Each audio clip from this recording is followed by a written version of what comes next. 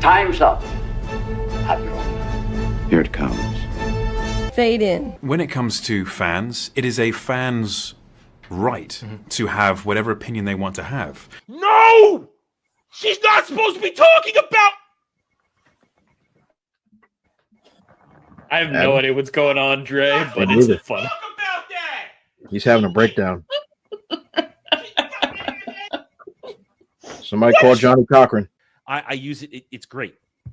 It's great. It's fantastic. You have to understand the glory of a good back scratcher. I don't know. I didn't know what I was missing all these years. It's fantastic. I'm tired of hurting my left arm to try and reach around. Box office.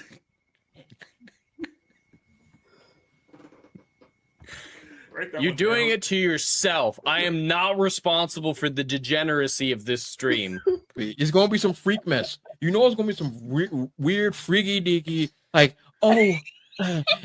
he became one with Reed Richards for one day and bust a fat nut that one moment, and now yeah, you're here to bang women. But I also hate you a little because you go and make it your business to try to make fun or try to get in. Yes, exactly, half-breed putting her crotch in my face. Jurassic Park didn't eat more out of Lilo's pie. Oh fuck! I'm still jerking off in front of my console. Whoa, back. So, the white girl that's not a black girl with blonde hair is playing a character that saves Siri from SA and then demands compensation by eating bugs. Basically. Oh my god, you're not gonna let me tell the story of cutting my penis off? Please, sir, can I have some darkies? This is why I do crystal meth. Bella Downsy fingered Dora the Explorer on HBO. Why in the world is there some gay white man wearing these see-through shoes? Don't try to razzle-dazzle me. No, Warner Brothers is doomed. They can't take care of themselves. They're a limbless infant on the street begging, help me, please, but no one's going to do it because it's a Goblin Baby. So no one wants it. Point is, anybody that picks up that Goblin Baby, it's a diseased baby, and it's going to poison your entire company too because you're also dumb and stupid and you don't know what you're doing. Now, if you were smart, you could put cybernetics on it, create a little monster, run around here, then we have a lot of fun. But they're not that smart to make it even a cybernetic Goblin Baby that could cause destruction. That'd be fun. But here we are. I love this metaphor. Here we are. Cybernetic. We have nothing that's but what Apple was describing. Drew was describing with Apple. That's cybernetic, baby. Cybernetic Goblin Baby. I'd work with Haley Atwell every day. But with two hands even. Before you go, one question. Yes? Where in the galaxy is Sanusi? Show us your tits and I'll tell you. Yeah, I want to see movies! I think I've died and gone straight to honker heaven. Boobs are amazing. And these tool bags wouldn't know quality if it walked up and motorboated them. Because, you're going to motorboat quality. Wait, what? Quality boobs. You want to motorboat quality boobs. There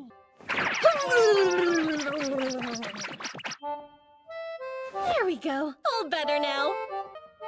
Man, titties are the greatest things on earth.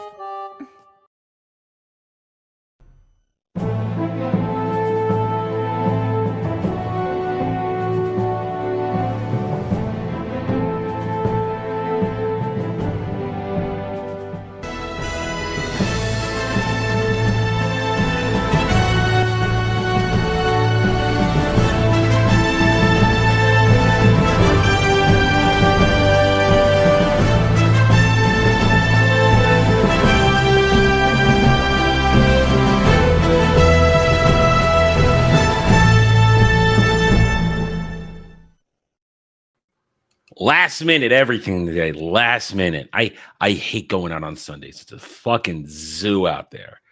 Hail and howdy, everybody. Welcome to the round table where we give you our fun, unique, interesting takes. We try to keep it nerdy. We try to keep it fun. We try to keep it topical. And we try to have discussions. So I'm happy to be here. We're happy to have fun. It's episode 199. Next week, 200. 200. Wow. Okay. Hi, Jed.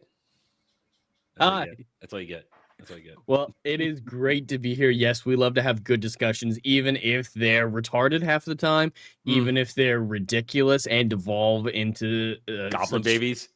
Goblin babies, topics that nobody cares about. But we're always having a good time, and we hope we are providing all of you in the chat a good time. And I can't believe it's been almost 200 as well. I wasn't here the whole time, obviously, but I think I came in around 50. Somewhere around there. Yeah. I the thumbnail would give it away if I went back and looked at the playlist. Then your picture would be there on the original. And I guessed it a couple weeks before I came in as a real panelist. So yeah. Been around for a while. Adam can't get rid of me. He keeps trying, but the Ginger and the Jew is an undead creature as well. Undead creature. Why does it have to be undead? Because you can't put it down. Oh, listen, I could find a priest to turn undead real easy. I know people. You know, people. Turning undead isn't hard. And you know what? It's easy to, if you really want to make it, you get a mace, you just bash its head in a lot. If you destroy the brain, especially if it's a zombie, it's not going to get up again. Skeletons you can smash to pieces. All right, now ghouls, ghasts, whites, you're going to have a problem with those because those things are a little. It always depends on the franchise as well. Yeah. Vampires, you can't really turn a vampire. No priest is powerful enough to turn a vampire. That's bullshit. Clerics can't do that shit. And a lich, okay, lich, you can't turn a lich. The only way to get rid of a lich is to find where it keeps the vial that holds its soul in it and destroy that. It's the only way to kill a lich. That's the only way to kill a lich. That's old school knowledge that the kids these days don't know. Well, you won't find the Ginger and the Jew vial. Oh, God, that could be taken so many ways wrong. Hi, Dragon Lady. I'm doing all right. I don't have the squeaky chair this week, so I'm not going to hear very loud squeaky noises like last week when you all thought it was a farce and it wasn't. Listen, when I fart, I'll own up to it. It'll happen. Hey, I fart all the time. Y'all don't hear it all the time. You never hear it. I think Dre's running late, and Peter will not be joining this week, but we are happy to have the chat, the gatekeepers, with us today. Hail to the mods, Legatus and Ruben X doing the good work. Sounded like you said gatekeepers. Gatekeepers. the Kel wants it to be called the gatekeepers. Really? Kel wants it. We should be the gatekeepers. No, we're not doing that. That's your crazy fandom. So your normal audience members are the gatekeepers, and then your Ariels, your Kels, those are the gatekeepers. That's how you differentiate. Yeah. Dre's a gatekeeper, not a gatekeeper. See, that is whoa. Okay. Yeah. Hey, listen, the chat is wrong. Hi, Dre. How are you? Hey, what's going on, everybody? Sorry, I'm a little late. Had some technical difficulties over here, but we're good to go. Ready to rock and roll. It's fine. I got here about 15 minutes before. I sat down in the chair to set everything up about 15 minutes before we went live. So you're fine. Nice. You are fine. And hail Frank and hail anybody else who was watching. Just sitting there having a good time, not chatting. We're happy to have you all here with us. We've got a busy show today. We got a lot of topics to talk about. We're going to have a good time, but we're going to start off with something that I know Jed is very frightened of. I don't know what this is. Jed is afraid. Jed is worried that Nolan's The Odyssey will disappoint. Matt Damon did an interview this week, and Nolan has now started dropping promotional pictures, like finished promotions, not the leaks, finished promotional pictures. And I got a couple of them. But first, let's see what Matt Damon had to say. It's a quote from an interview with Empire Online. Matt Damon says Christopher Nolan's The Odyssey shows everything. If you are having an existential crisis tied to the mast as you pass the sirens, it's there. If it says you're running for your life from a Cyclops, you're going to run for your life. Chris doesn't hide the ball. Well, that's not a bad thing, is it, Jed? You hear that? No, this quote and a lot of the Matt Damon stuff has been great. His whole interview is talking about this is the best experience of my career. It's wild. Everything's done practically. Like when he first saw the horse, the Trojan horse, he's like, wow, that's really cool, really big. So his comments have actually been pretty decent. And I like that Nolan is going so practical with this film. That's why this group of information that we got from the Odyssey it's just such a mixed bag, and it's just making me so worried because on the one hand, you have these great comments by Matt Damon because all the quotes I heard from him were great, or at least non-entities, like nothing to worry about. Then you see the pictures. Then you hear what Chris Nolan's saying. It's actually Chris Nolan's quote Yeah. that has me nearly at the point to reject all hope. I'm almost at the Dre, like, it needs to burn, no hope for anything because of one specific Chris Nolan quote. But yeah, this one right here, got nothing against it. I hope Polyphemus looks cool. The rumors are that it's going to be fully practical, which is something that Nolan hasn't done puppetry. He hasn't done puppetry really a whole lot in his career. So be interested to see how that turns out. Because I'm guessing it has to be puppetry or animatronic. To be I mean, hopefully they got the people who know how to do it. There's still people out there to do it. I mean, there's good special effects, practical effects guys out there. So you have the Matt Damon code. Here's the first picture that we saw. His Odysseus. This, I would say, is on the beaches of Troy as they're leaving. That's my guess. Probably. As you see it's other so boring. That's the thing with all the costume design is, yes, they're not accurate to the history at all, but they're all just so bland, colorless, and lifeless. And all these shots, the color palette is nearly non-existent. Nolan used to make beautiful movies. None of these look beautiful. This feels bland to me, and that this is the worry. I mean, on top of that, Nolan has said he shot 2 miles worth of IMAX. This whole thing was shot on IMAX, the whole thing. And sorry, that M doesn't stand for miles. Oh, it stands for million. 2 million feet. Oh, okay, that's insane. 2 million feet of film. Yeah, and he claimed he didn't destroy any cameras this time. I guess that's a thing he does. Oh yeah, he's done that several times. The IMAX cameras, they're just so big and unruly. And if anyone's seen a Nolan movie, especially the last few, especially Tenet, there are times where the dialogue is just so hard to hear, like it's muffled. It's because he uses the IMAX cameras. If you've seen the behind the scenes footage, IMAX cameras are loud as shit. It sounds like a lawnmower on set. So this entire thing was shot on IMAX. First time ever, but they did design new cameras working with IMAX that are 30% quieter. That's still really loud, but it is going to be slightly better than his previous IMAX movies. I know I'm probably an outlier in this. I don't give a fuck about IMAX. I don't care. I haven't gone to see an IMAX. I'm probably not going to go see an IMAX because I think it's overrated from what I have seen, what little I've seen. And it doesn't matter. I have no opinion in IMAX because there's not many IMAX cinemas around here in the UK, so it's nothing burger to me whether or not something's an IMAX or something isn't an IMAX. IMAX. So yeah, they're still not everywhere. Even in the United States, they're peppered around, but they're not like it's not like every theater or every other theater has. You never know when it's a FOMAX. You don't know if it's a FOMAX sometimes either. Either way, I think it's a waste of money because those cameras are expensive, especially the ones he broke. He adds millions of dollars to the budget every time he breaks a camera. So he already has, even without the IMAX stuff, he already has audio problems with his movies. Yeah. So that's not a good thing. And this doesn't look good. And this is something else that bothers me now. Anne Hathaway is a vampire. She remains hot. How can you not make Anne Hathaway look hot? Who is she supposed to be in the Penelope? film? Penelope. Oh, yeah.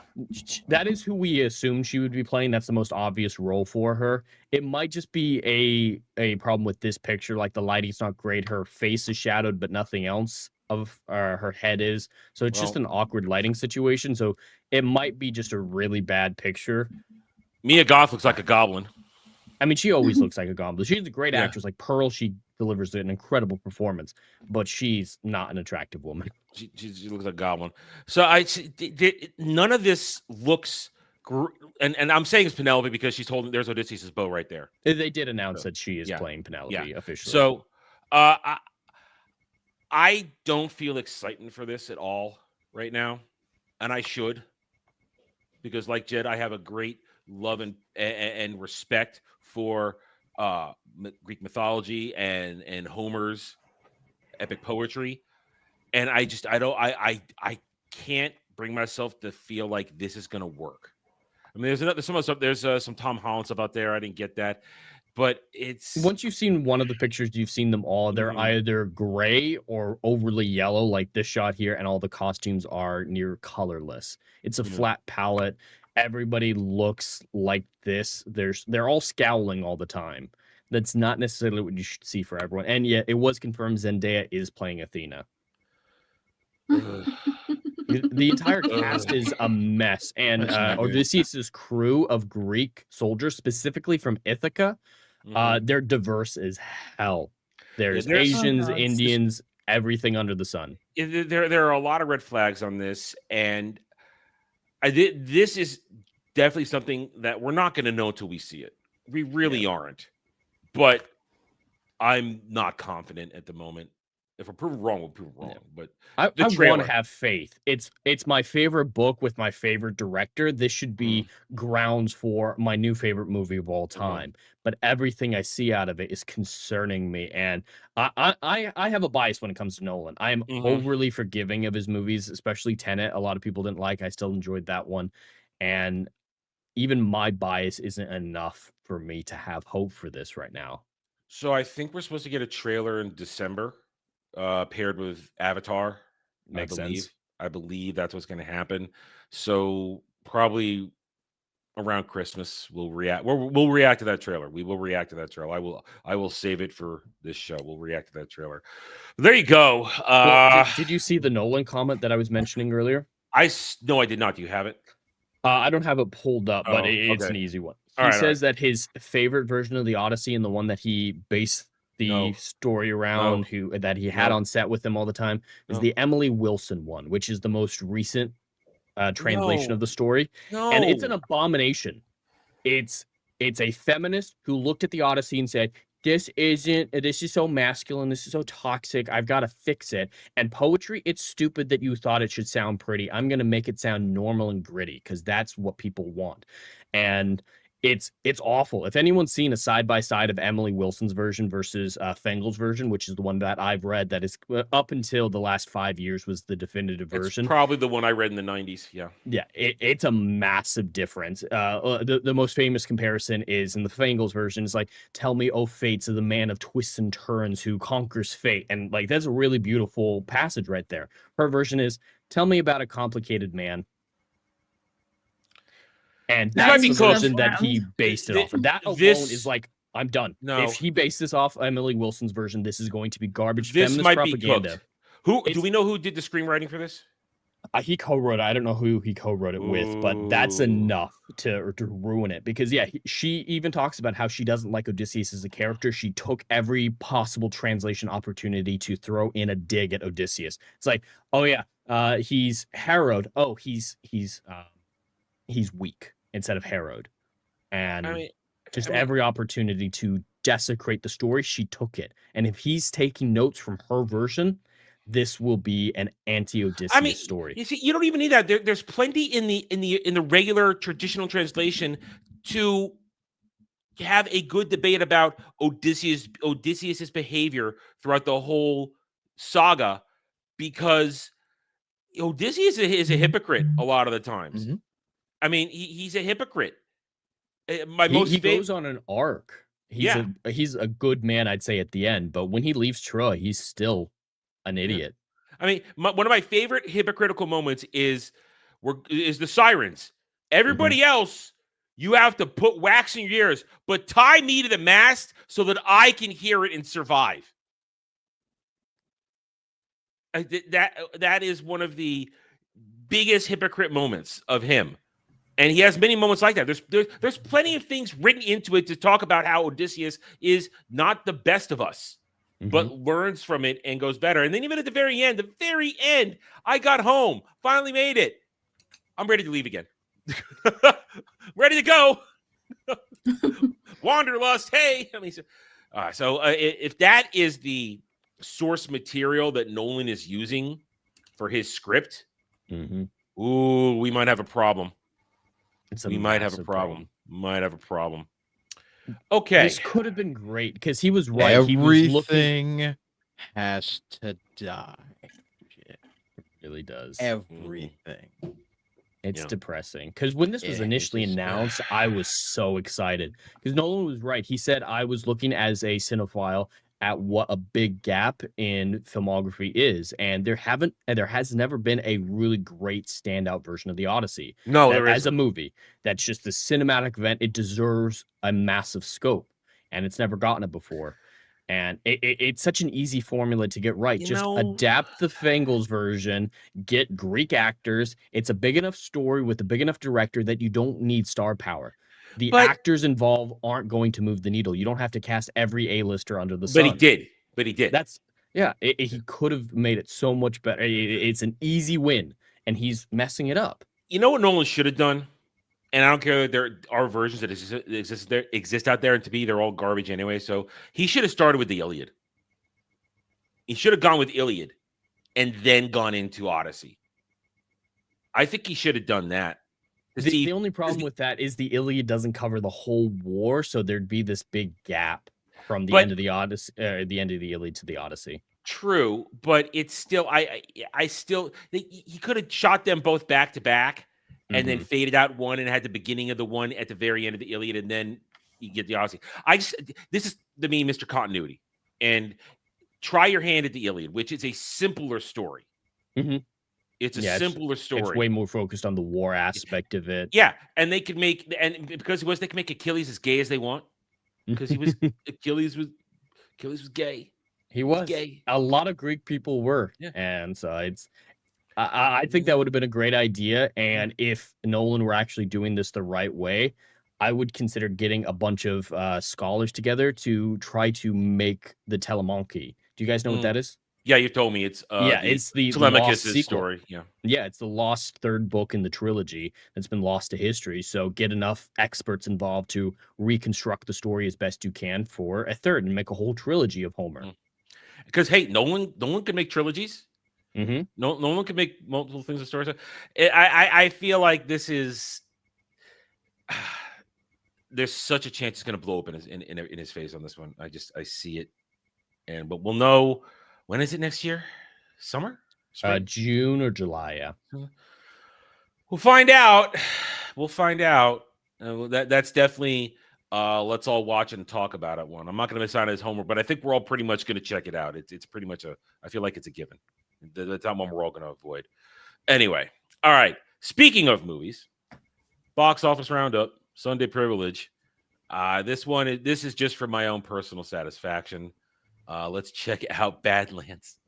Let's look at Badlands. Oh no. Oh no, it's only made 26 domestic and another 30 overseas this week. Yeah, and as I predicted, look at the week to week, 68%. I said 70, so I'm a little off. It's close. That's really close. Yeah. And that Friday to Friday is Friday. a 78% drop. Yeah, this movie's done. The word of mouth has destroyed it. I know a lot of people are saying it's fine or whatnot. No, it isn't. And other people were saying this is the greatest Predator movie and Pete Arnold's original entirely. This box office isn't supporting that. And the people are still going with the pretending inflation isn't a thing argument as well. But even without taking that into account, this is the disaster. Yep. $105 million budget. Add a little marketing. This thing needs about 250 to 300 to break even. And Jed, you said it last week. It's going to struggle to hit 200. At this point, absolutely. I mean, let's go back here. It's already in single digits on its weekly. This thing is going to be this thing's going to hit streaming before the month is out. Yeah. It's a real shame. This movie, as people with half a brain have pretty much said that this is Predator for girls, and it's essentially the truth. I mean, no offense, Dragon Lady, but this is a very masculine product, to say the least. Even when these movies have been bad, and a lot of them are bad, it was no question on what the attempt was. Still what it was. They were still trying to attract their core audience, which was dudes that like to see gore and brutal murder. There's none of that in this film at all. Synths don't count. Synths do not count. Yeah, synths don't count. So and even in the rating system, synths don't count. Yeah. And so there's no real hardcore gore. There's nothing. There's a plucky lady robot sidekick that's annoying as sin. Oh Lord. I all of it is about camaraderie and family and loving each other and understanding, and But Trey, don't This you want is- this another is a found woman thing. family story? No, not in my Predator movie. Not at all. Like I said last week, like if this film was just called Random Alien, I think I would enjoyed it more. But this joint is a Predator film. There is a standard to it. All the comics that's been produced for this franchise, some of them have been meh, some of them are really good. And the ones that are meh and really good are still with the same basis. This creature is an unstoppable killing machine and is doing unspeakable things to the public. What they did to this character, it's not it's just not it. And the audience is turning. The ones that are, actually care about the franchise, they're turning because now Predator is officially a girl brand. Yeah. I mean, and now it's dying. And like as much as people give a lot of praise to Prey, I'm not gonna let you talk on that, Jed. You'll be fine. As much as people give credit to the film, and even on myself, like, hey, the film isn't terrible. It was still felt like a Predator film. I didn't like the protagonist, but all the same, it still felt like a Predator film. Everything that it follows the same beats: unstoppable killing machine, ripping Bamas apart, Unstoppable doing killing unspeakable machine things. that throttles itself, that downgrades itself to match what it's fighting. Yeah, and that makes the character a whole. Well, it makes the monster a whole lot more interesting. So even though Prey personally isn't one of my favorite Predator movies, it still follows the formula, and it does it to a pretty solid degree, despite the obvious girl bossing in it. Like outside of that, like it follows a Predator film. It's still, in my personal opinion, trying to attract the male audience to give us what we want. This did the opposite, and a lot of people point to AVP. AVP, yes, had a female protagonist, but at the same and was rated PG-13, which everybody hated. But nonetheless, the things that we wanted to see for the most part were there in the third act. But yeah, it was a sloppy adaptation of the comic. Very, very, very sloppy to a very, very good comic, very good comic run. But what they did in this Predator Badlands, literally, it was a family-oriented Predator film, and that's not what I want. And now the audience is speaking with their dollars. It's not what they want, and nor should it be. It's a real sad thing. Now, this is the thing. I want to say this would make money. That's just irrational. I wanted to see this movie do well because I thought there might be the potential for somebody to bring this back to form. Because I can tell that there is some, and I mean some, level of care, loosely, level of care to actually try to bring this franchise back from the grave. But after seeing the film, it's just like, well, there's not a whole lot there. Trachtenberg has a complete misunderstanding of the IP. He doesn't understand Yautja. He doesn't understand how this stuff works. And that's where it falls apart. If you're going to do something, you have to know the basic concepts. I don't want to see, like you said, I am very pushed away when your Predator hero, your Yautja hero. First of all, Yautja isn't supposed to be a hero. It's supposed to be not an antagonist, but a foe. Force of nature. It's a force of nature. Yeah. The Yautja are not inherently evil. They just want the hunt. It's testing themselves constantly, looking for greater stakes, this and that. And when your Yautja hero finds his prey, and then touches foreheads with it, and then touches foreheads with the baby, what are we doing? And at what point and here we go, and this is where we have our problem. Well, there's plenty of problems, but this is one of the major problems of this film.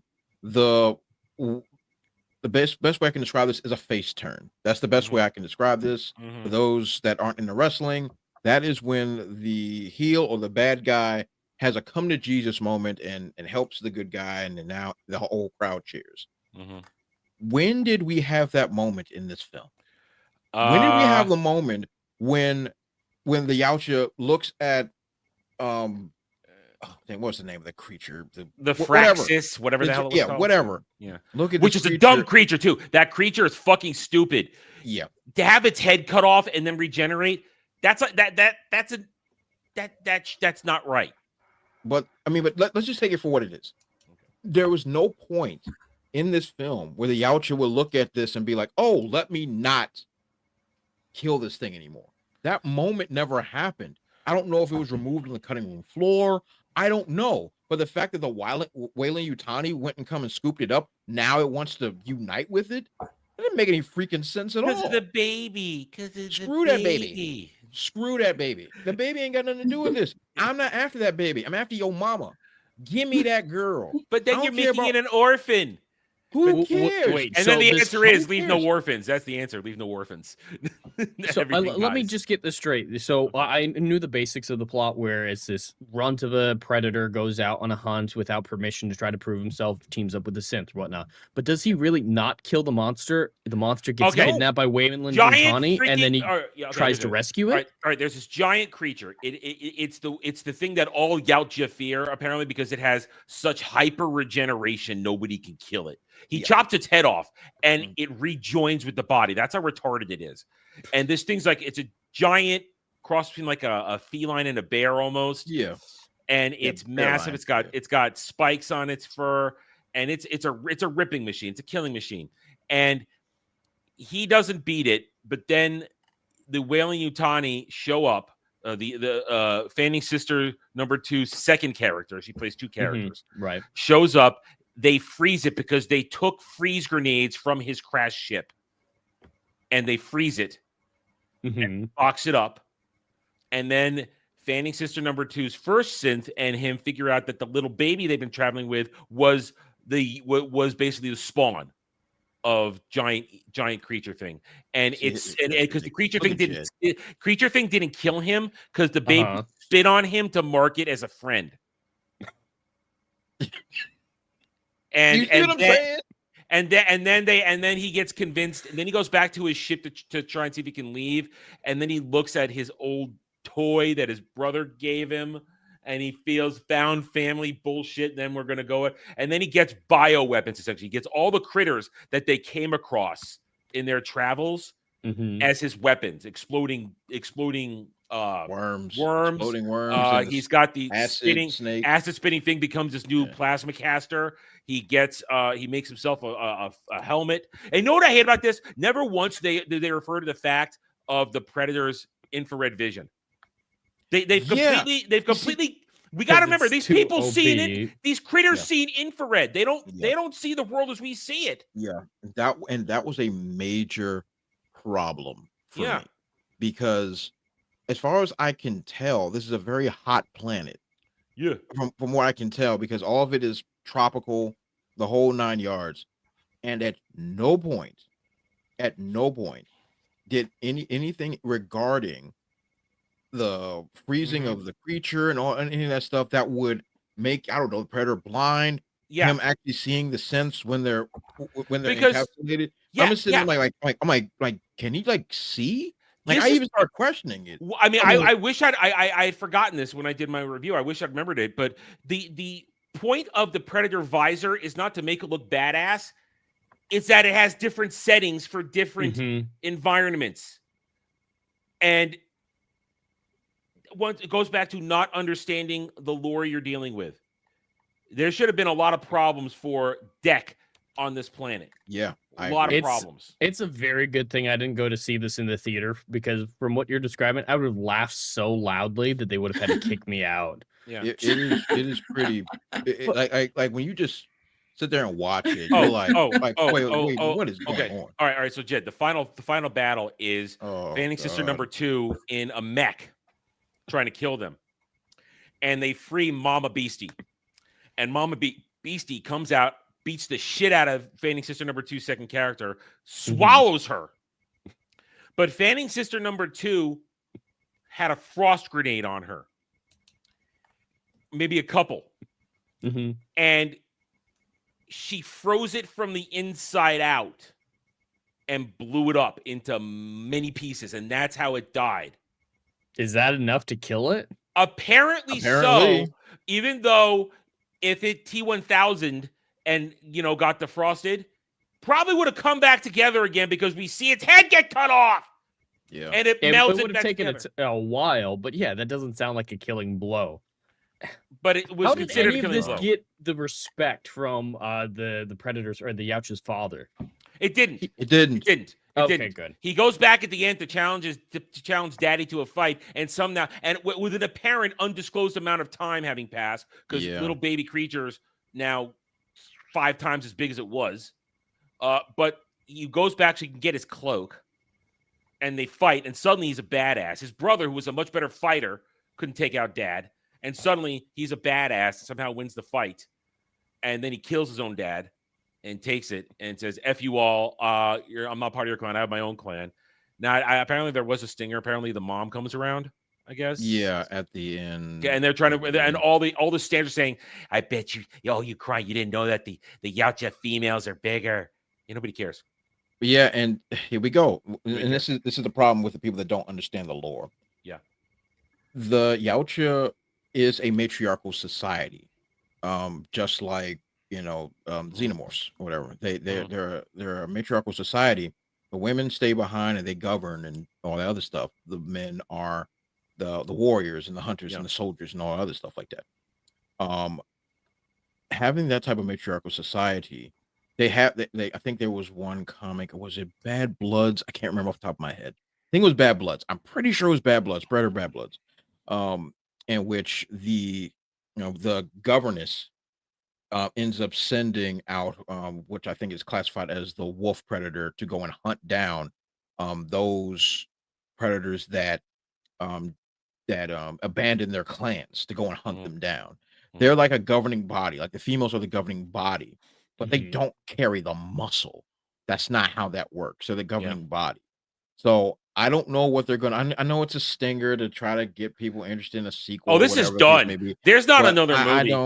I don't see that. I don't see this being a thing. I mean, it sounds terrible. Didn't Paramount make this? Is this a Paramount movie? No. This is Fox. On the 20th century. Disney. Retard. Disneyfication. Retard. Sorry. Sorry. We got too deep in the weeds here. We got too deep in the weeds. Because this is Disney Predator. I mean, 110%.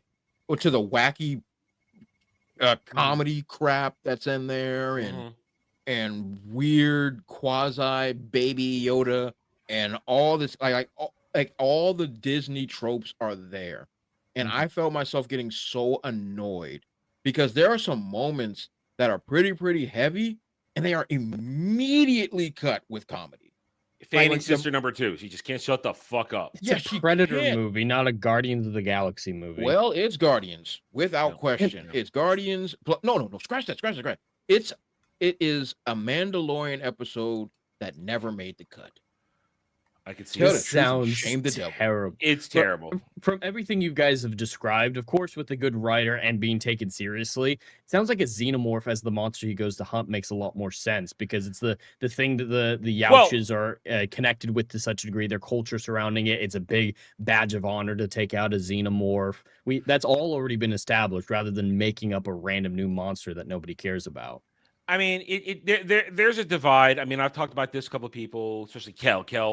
He doesn't like the idea that the Yautja seeded the galaxy with xenomorphs. I personally, I don't like that either. I do. I always like that idea. It makes it interesting. I don't like that the xenomorphs are just one place. But also what I love about that is every time the xenomorphs get involved, more than just a single hunt with one the Yautja get involved with xenomorphs. If they go beyond their normal stuff, it always backfires on them. And that's what I love about that, because it always comes back to bite them in the ass, which is what Alien versus Predator usually is about. They do too much, let's go get another queen. Oh, maybe we shouldn't have gotten another queen. We've done it before. Let's not do it again. Point is, xenomorph hunts are supposed to be the first hunt because the xenomorph is adaptable to everything and it's your greatest foe. And I don't mind a new creature. It's just make a good creature. Yeah. And make a good thing. And kill it, for God's sake. Yeah. And also the whole idea, once again, that the weak must be cold. The hunt calls the weak. That's the whole point of the hunt. It culls the weak. Yeah, it's very And bizarre. They and did not understand the culture whatsoever. Like, oh, yeah. we gotta kill the runt. Okay, no, the runt has to prove himself, and if he And dies on the hunt, then Mhm. that's fine. And I will repeat what I said last week. Imagine if they had the balls to have this runt go out on a hunt and have an hour and a half of no dialogue. And Just that's what sounds I of the said. hunt. This should have been a silent film. This should have been in the ilk of like Samurai Jack or like Minimal. what was it? Yeah, like something to that nature. Like so the story can be told visually, and so that we can start making connections. Like once again, I have to go back to a movie I don't like, AVP. The third act of AVP is some of the best content I've seen out of Yautja in years. Yeah. When it was clear that Sanaa Lathan, who I love, Sanaa Lathan and this young Yautja they have to work together. They don't speak the same language. So they have to do things visually and basically a form of sign language, more or less, or visual storytelling to tell us how they're communicating, and they're communicating the exact same way. It was absolutely brilliant, and it's the way that was done. And that is a botched training hunt because the queen gets free. Yep. And because people weren't supposed to be there. People were where they weren't supposed to be. Yeah. And this film, there was so much talking in it. It was so much, it was distracting. It was absolutely mind-boggling.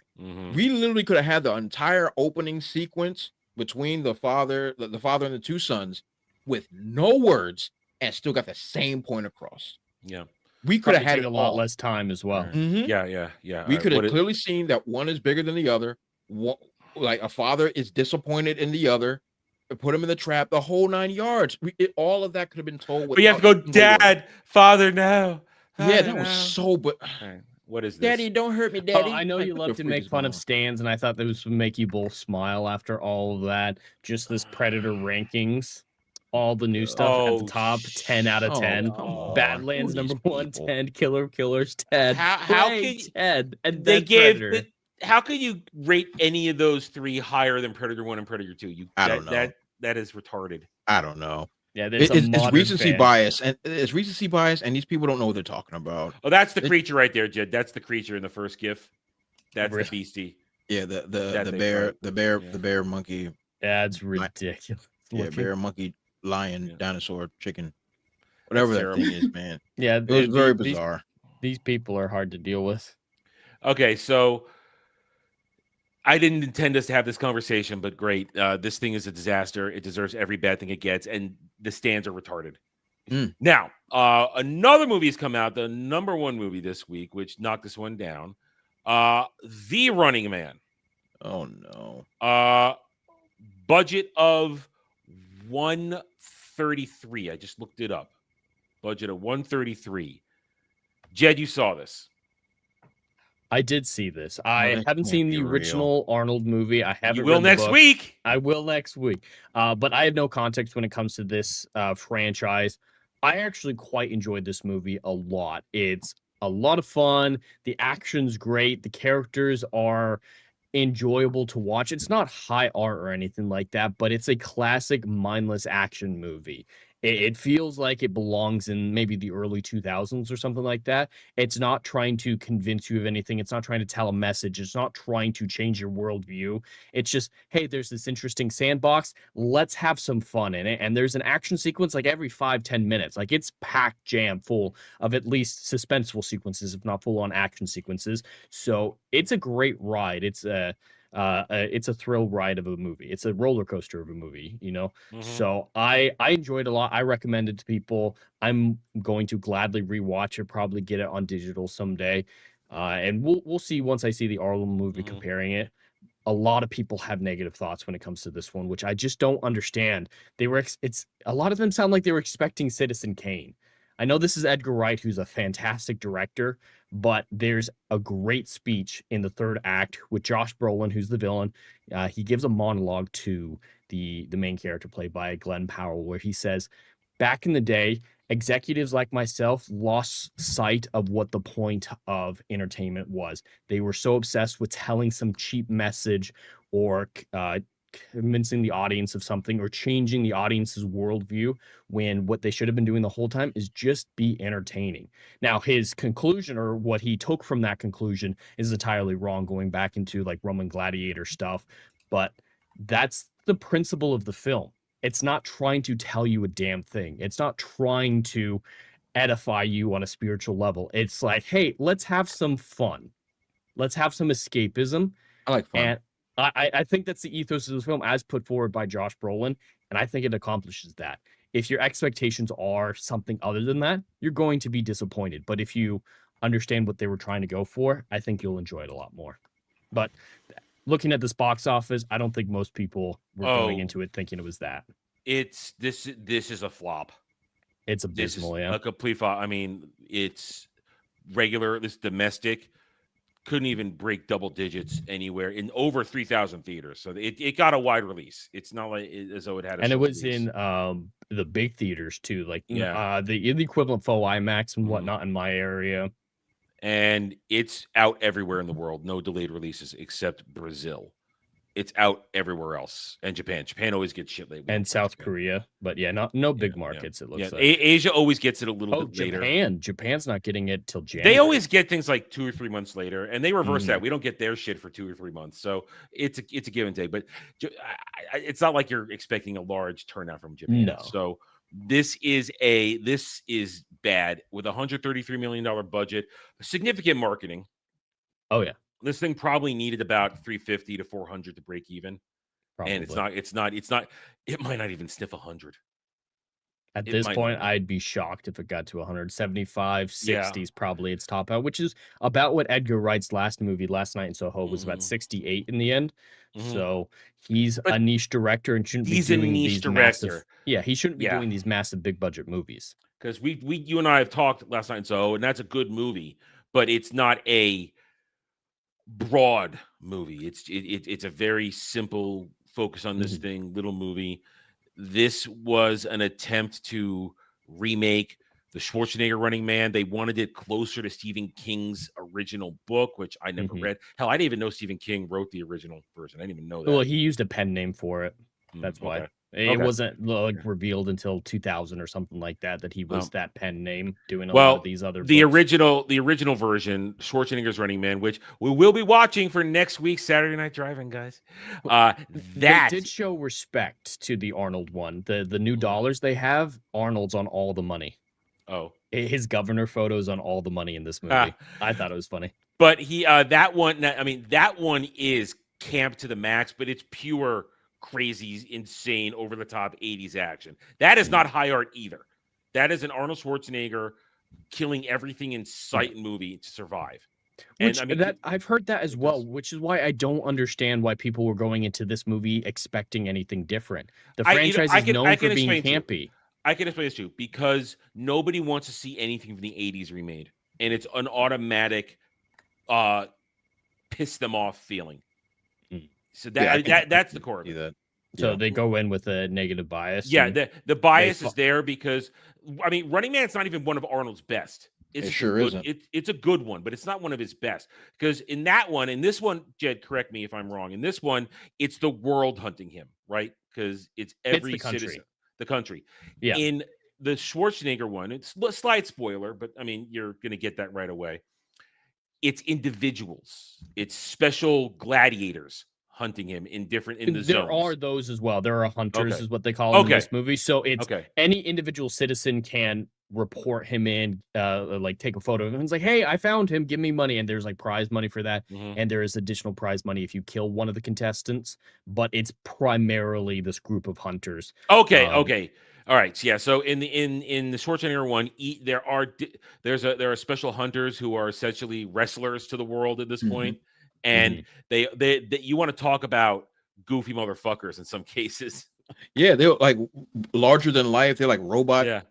Robot it's kind of the same idea with the fat hunters. opera singing guy shooting electricity from his electric suit. Not that campy. Yeah. They are eccentric figures, but nothing like that. Yeah. Jesse Ventura's in it. I mean, and they even remark on how it's retarded in some cases. There's even a spot on that, but not spoiling any further. So it's not great, but it is just an action flick from the 80s. It's one of Arnold's mid to upper tier action ones. Like Total Recall? Total Recall is actually above that one a little Okay. A little bit. Total Recall has more of a story. This is you'll see it. There's a story to it, but it's not much. It really is just the action of it. And it all takes place in about 24 48 hours. That's all it takes place in. Point is, I do have to say about The Running Man, the ending is really rough. It's very rough. There's a fake out death that they don't explain, and they have it cuts to a documentary post the fact. Like, how did he survive? in Arnold Schwarzenegger, the fake out death is totally explained. And there's a reason for it, and so it all works. I would say the Arnold one, despite its campiness, is a tight movie. Everything is explained. There's nothing left opening, but it's also a good ride. But like you said, it's not high art either. It's not the greatest of Arnold's action movies. But what I think it boils down to is people don't want their 80s stuff messed with. And this is messing with stuff, and there's not enough nostalgia in the world for people I think to be on board with this. You not having any bias going in, you were the perfect audience for this one because you had no opinion whatsoever. You're just going to the movies. Okay, let's do this. So it hit you fine. I probably wouldn't like it, but because I have no interest in it, I don't care. It's one of my I don't care moments. So if it's not affecting me, I didn't think it was going to do well. I believe when we go back and in about 2 months when we cover when we react to my video of my predictions, I believe I said this was not going to do well because I could foresee it's a movie happening. that shouldn't exist. I'm sick of remakes as well. Yeah, even if I think it's a decent one, it still doesn't justify its own existence before the box office comes into the conversation. Yeah. So this is a predictable situation right now with this. So there it is. And it's not going to make any money. And do I think some people are probably getting a little too angry? Probably. Now, I've seen some vitriol online against this film and people reading in political messages. There aren't any political messages in it. Yes, it is a post-apocalyptic dystopian capitalist society, sure, but that's not the point. There's plenty of sandboxes that do that, even in classic storytelling. Classic sci-fi has always had, hey, what if people were just numbers to big corporations? That's as far as it goes. It's not in depth, but that's not a new thing. Well, I'll be interested to see your commentary next weekend after you watch the original one with Arnold. Now, speaking of unoriginality, last week we brought this on ourselves this week when we said, hey, James Gunn is quiet. Oh no. No, he hasn't done anything or said anything. We haven't heard anything. Well, Monday right away, more DCU news followed by yet more DC news a couple days later. We started the week with this. Did anybody ask for a Jimmy Olsen spin-off? Oh, man. Yeah, I saw this mess, man. Like, what are we doing? Nobody asked for this, and even the people who love James Gunn's universe hate Jimmy Olsen because they love the ditzy chick that he was abusive to, or they say he's abusive to. Oh, no. He is emotionally abusive to her. So, yeah, they're already against him, so his own fans don't want this. But they're doing it. So what we're going to get here is some sort of Jimmy Olsen investigating crimes for villains, and the villain who'll be investigating for this season will be Gorilla Grodd. Oh, God. Which is a Flash villain. Yeah. So is he going to be in Metropolis? Is he going to be in Star City or something? You see the problem. What are we doing? I don't know. This is retarded. What are this we is doing, more man? Who asked for this? Why are we doing this? Why are we spending money on this? Is this now going to be also required watching? Must we see this? Get ready for Man of Tomorrow and Supergirl and he's going to say it is, but it's not going to be the case. Just like with Peacemaker, I don't think Peacemaker is going to be required viewing for Man of Tomorrow at this point. He's going to say it every single time as a marketing ploy. Because he's a liar. Real quick, Hussein, that is not a rumor. We mentioned it last week. It is happening, and James Gunn is the producer, and they're working with Peter Jackson on it. So that has I like Peter Jackson. Yeah, but how much control does he have? And he's not when was the directing. last time He's Peter just made writing. a good movie? He's not directing. He's just helping write it. So, yeah, that's I don't need it. That is I had the 2005 version or whatever it was. Yeah, that one. That I'll is stick happening. to that one. But James Gunn is involved, which is weird, very weird. Why is he involved? James Gunn and Safran run DC Studios. They don't. Why is Doesn't Safran do anything? He's the money guy.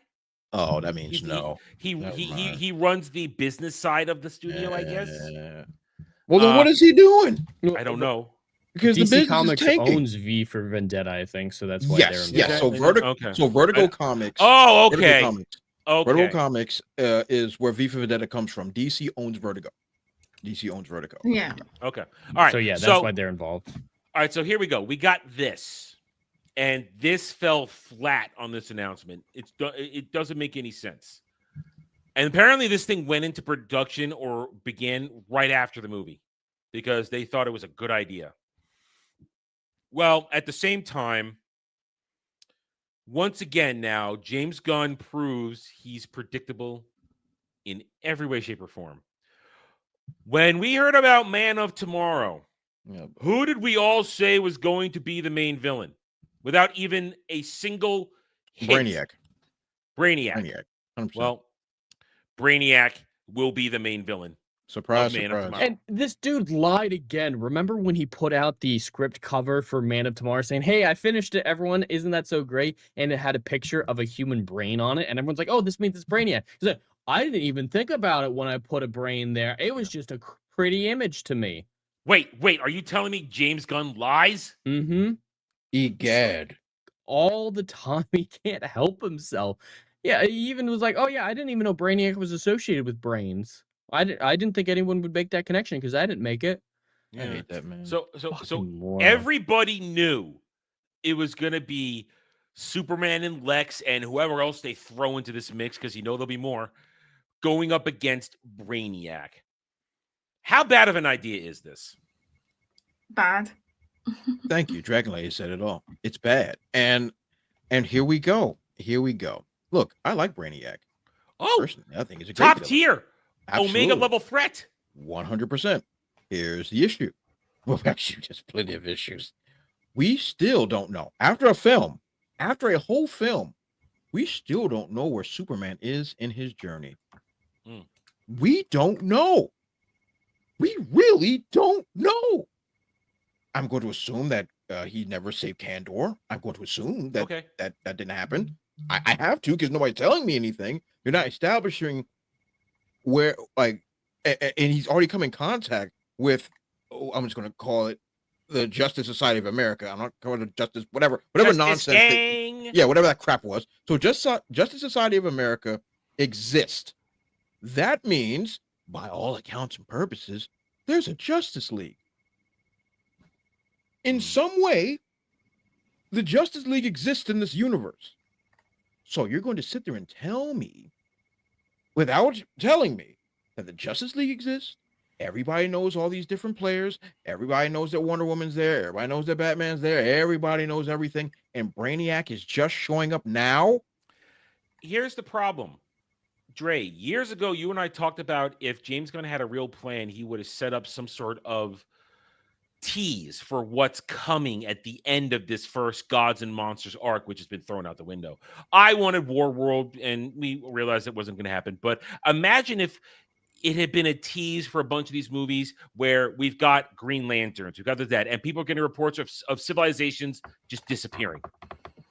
Civilizations just disappearing because Brainiac is consuming them.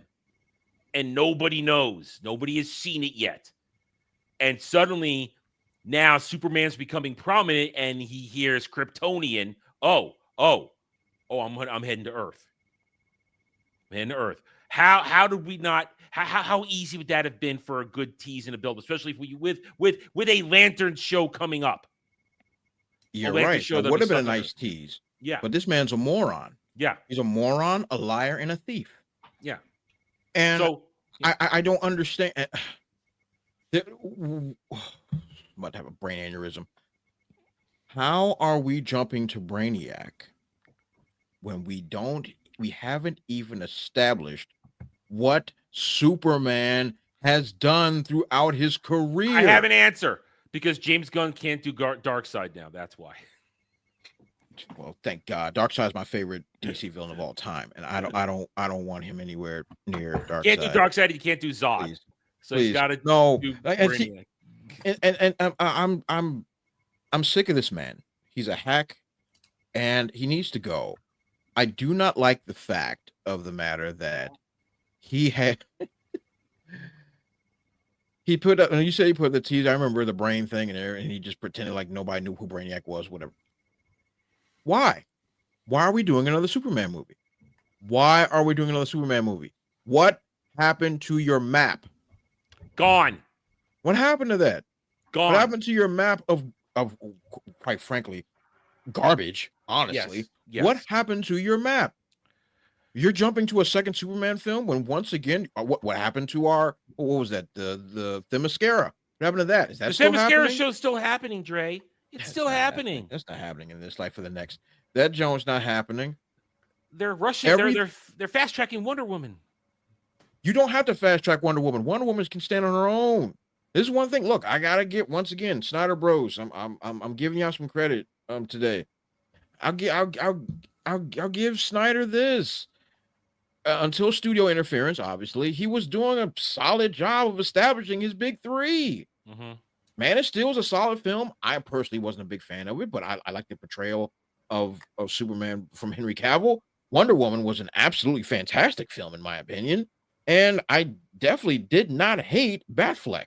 I thought he did an excellent job. It would have been better to introduce him on his own rather than in BVS, though. Sure, I agree. BVS. I agree without question. I agree with that 110%. But as far as the portrayals of these characters were, I think he did a good job on that part. The rest of it obviously is absolute disaster and nightmare.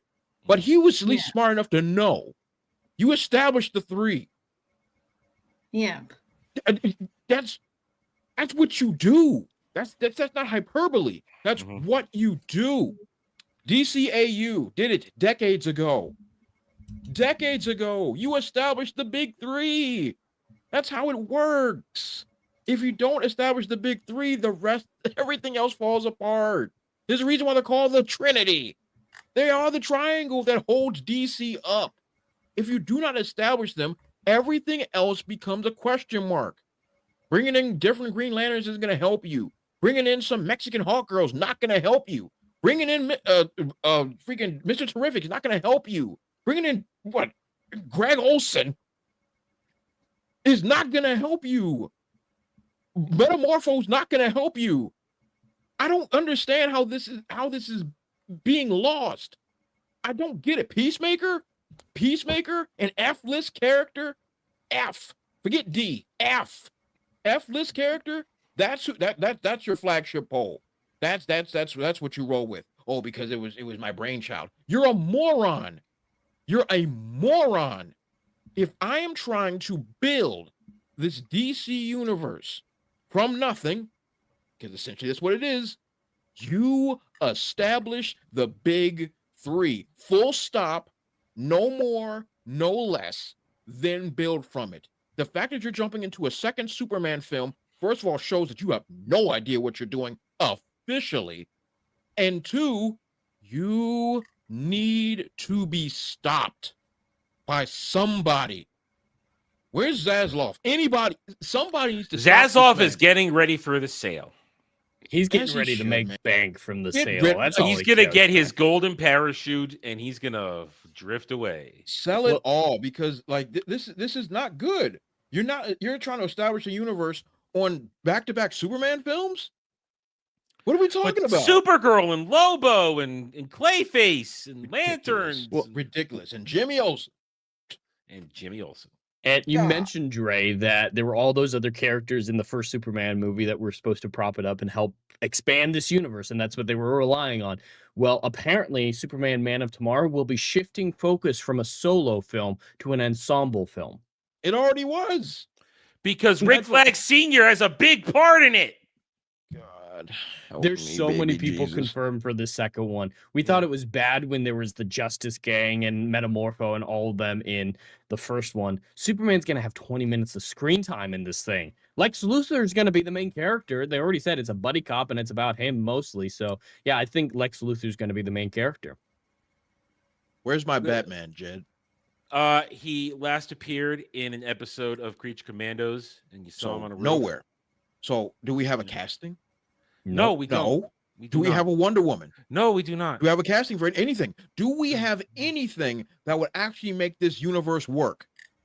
No. If this were any other creator besides James Gunn, I would think at a certain point they just give up and say, yeah, Pattinson's our Batman, and just move forward with that. But his ego is so massive, James Gunn, that he has to make it his own. He will not allow someone else's creation to be a forefront of this universe. So, and something that's widely accepted, like Robert Pattinson's Batman films. So we're still going to get his Batman at some point. I think it's just so far down the road because he doesn't like Batman. He doesn't Jed, like here's the my serious thing. tone. Give him to me. Give me my Batman. Give him to me. Give me my Wonder Woman. That's and I don't think what I'm saying is outlandish. No, he just doesn't like them. It's about me. He And doesn't like Batman, so he's going to ignore keep Batman. this universe destroyed before it even got started. Superman lost money. It lost money. If see, this is my thing. No one, and this is my opinion, I don't think anyone that is getting involved in a shared universe that they did not create should have complete creative control. I don't believe in that at all. James Gunn did not start DC. That don't start 100 years ago with a couple of white guys and Jews. Okay, that's what started it. Yes, Adam, your people. That's what started it. Period. He wasn't there. I wasn't there. None of us were there. We would need help in order to guide this joint into the future. You give James Gunn complete creative control over a universe in which when we know for sure that there's plenty of characters he doesn't even want to use or introduce because they're not his favorites. That's lunacy. That's lunacy. I'm in the business of making money, having ladies drop panties and do cocaine. How am this going to be achieved if I'm not putting in front of the screen what people want? You give me Superman. You want to start with that? Fine. You give me Batman next. Undisputedly so. Full stop. Then you give me Wonder Woman. You give me the three. I'm naked already. I'm naked. Then you can have your way with me with all your other characters. You want to bring in Mr. Terrific? Fine. You want to bring in Metamorpho? Fine. You want to bring in Amazo? Fine. You want to bring in Creature Commandos? Fine. Bring in whatever you want. But I'm not naked right now. Period. I'm fully clothed with a chastity belt. You're not touching me. So you're not touching me. So give me what I want and the panties will roll down. How hard is that to understand? Good grief, man. So the demon baby becoming the major villain isn't going to do it for you? Oh, if they make little Joey Brainiac, don't because they're going with he's green and Brainiac is sometimes green. God, please don't say that out loud. These demons can hear you. No, well, most people legitimately believe that's true, that baby is going to grow up to be Brainiac. That's not how it works. That the green demon baby is going to somehow transcend time and space and get all the knowledge of the universe and have been absorbing planets for umpteen years and somehow has a connection with Krypton and a whole 9 yards. Someone was making an argument that kid that happened in the comics recently. That Metamorpho's kid. Yeah. Guess what? Recently doesn't mean shit. That stuff is, as far as I'm concerned, anything that's produced by DC Studios right now, or DC Comics right now, is just fanfic. That's all it is. Yeah. That's all. 52. New 52. I don't like New 52 personally. I don't like New 52. And I didn't even like Rebirth either. New 52 is a joke to me. And Rebirth, yes, there was a couple of cool things that they not reintroduced but got back established. Let me tell you what's actually fun. The Absolute Universe is actually fun. Yes, it's alternative. It's got nothing to do with the main continuity. I actually read the whole first volume of Absolute Batman. I enjoyed it. Would I put that on screen? Absolutely not. But I definitely enjoyed the read. And that's the same principle that must be applied here. The Absolute Universe is fanfic. It's a fun fanfic, but it's fanfic. Anything that deals with a goblin demon green baby transforming into Brainiac, I want no part of that. I don't want any part of that. And the idea is so absurd that it's probably going to happen. It's probably exactly how it's going to be. Like, this was just a piece of Brainiac that floated through the cosmos, and then it went into the sperm of Metamorpho, and then he bust a fat nut, and then this baby came out, and now it's really him. Like, I can actually see that crap happening. I can see it happening because James Gunn is on bath salts, 100% on bath salts. In the penis. So I can actually see that happening for sure. In the penis. In the penis. In the penis. Absolutely. Right up there. Right up there. Getting this straight, in the comics, Metamorpho and Brainiac were not father and son in the classic canon? No. Okay. No. Metamorpho had a regular girlfriend before he became Metamorpho. Yep. Stag Industries. Yeah. That's and Brainiac originates on Krypton. Yes.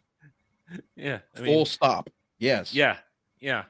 Golly, man. Oh, so if they do the comic accurate one, though, we're probably going to get a flashback with Bradley Cooper's make a harem. Well, okay. Oh, wait. Okay. So Jor-El. here's the problem. God, This is why don't do Brainiac rebelled, because he was not on board with Superman going around and fucking women on Earth. Can you imagine if that that was is the why case? Brainiac rebelled in James Gunn's DCU. Can you imagine? I could actually see that he's a metaphor for like a classic Christian conservative. It's like you shouldn't have sex with multiple women. Can you imagine?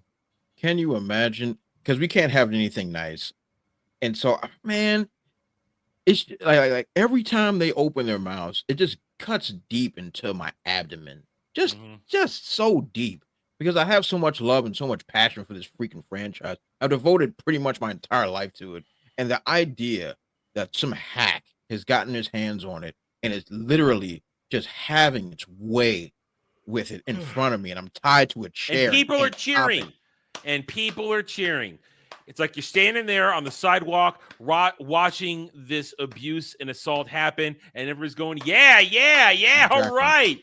That's right. Spread those cheeks. That's exactly what's happening. That's exactly what's happening. I'm tied to a chair begging for mercy while everyone else is clapping and celebrating the sodomy. Yeah. Come on, man. It's so hard to be a DC fan right now because on the one hand, you have the James Gunn universe that a lot of people are creaming themselves over. And on the other hand, you have the Snyder Bros getting excited about Netflix buying Warner Brothers and continuing the Snyderverse. And the animated movie, the Night Rain or whatever, Nightfall. That's coming like out. that. Yeah. Man. That They're animating continues that. Nightfall. Oh, boy. Yes. Snyderverse is continuing at Netflix. No. I've got the Paul Dini Bruce Timm versus my instant access. That's I'm happy it. there. That's it. And that's where I'm at in my life now. I'm just sitting back and rewatching. I'm rewatching Justice League right now. I'm just kicking back and watching all the old stuff that I've had for many, many years. Even the DCAU films that were released from like 2005 to like 2015. Those are very, very good. A lot of those things were very good. Public Enemies was great. A lot of great films. A lot of great stuff. I need to watch more of that older. You know what I'm getting for Christmas this Yeah, year? they're really good. You know what I'm getting for Christmas this year? I'm getting Batman Beyond. That's worth my time. It's one of the only pieces I'm missing in the collection. I'm missing that, and I'm missing New Adventures. That's all I'm missing. Then I have it all. Oh yeah. Then I have it all. Oh, Fatal 5 versus Fatal 5. That's where things start falling off. That's the last thing. That's literally the last thing. That's the end. I think that's that the last. was- And I the think that was problem with that movie is that it's not even when the actual Justice League get involved. Superman, Batman, and Wonder Woman wipe the floor with them. Yeah. At the end of that movie, it's not even a challenge. Yeah, it's like that whole movie is like. It's just so. It's like an episode of Dragon Ball, like an episode of Dragon Ball Z. Like basically, all the Z fighters get whooped on, and Goku shows up and wins. Basically, it's we're giving Jessica Cruz a chance to look good, but she still can't get it done. And here comes the real varsity team to finish it off. So, I might get it just for collecting purposes because it's the last piece, the final thing. Paul Dini and Bruce Timm did. It's one of the last things Kevin Conroy did. So I might get it. It's only $8. It's not that expensive, but it's not a required. It's not like having TAS, Superman, New Adventures of Batman Superman, Justice League Unlimited, and beyond. It's not like having those which all cleanly fit together.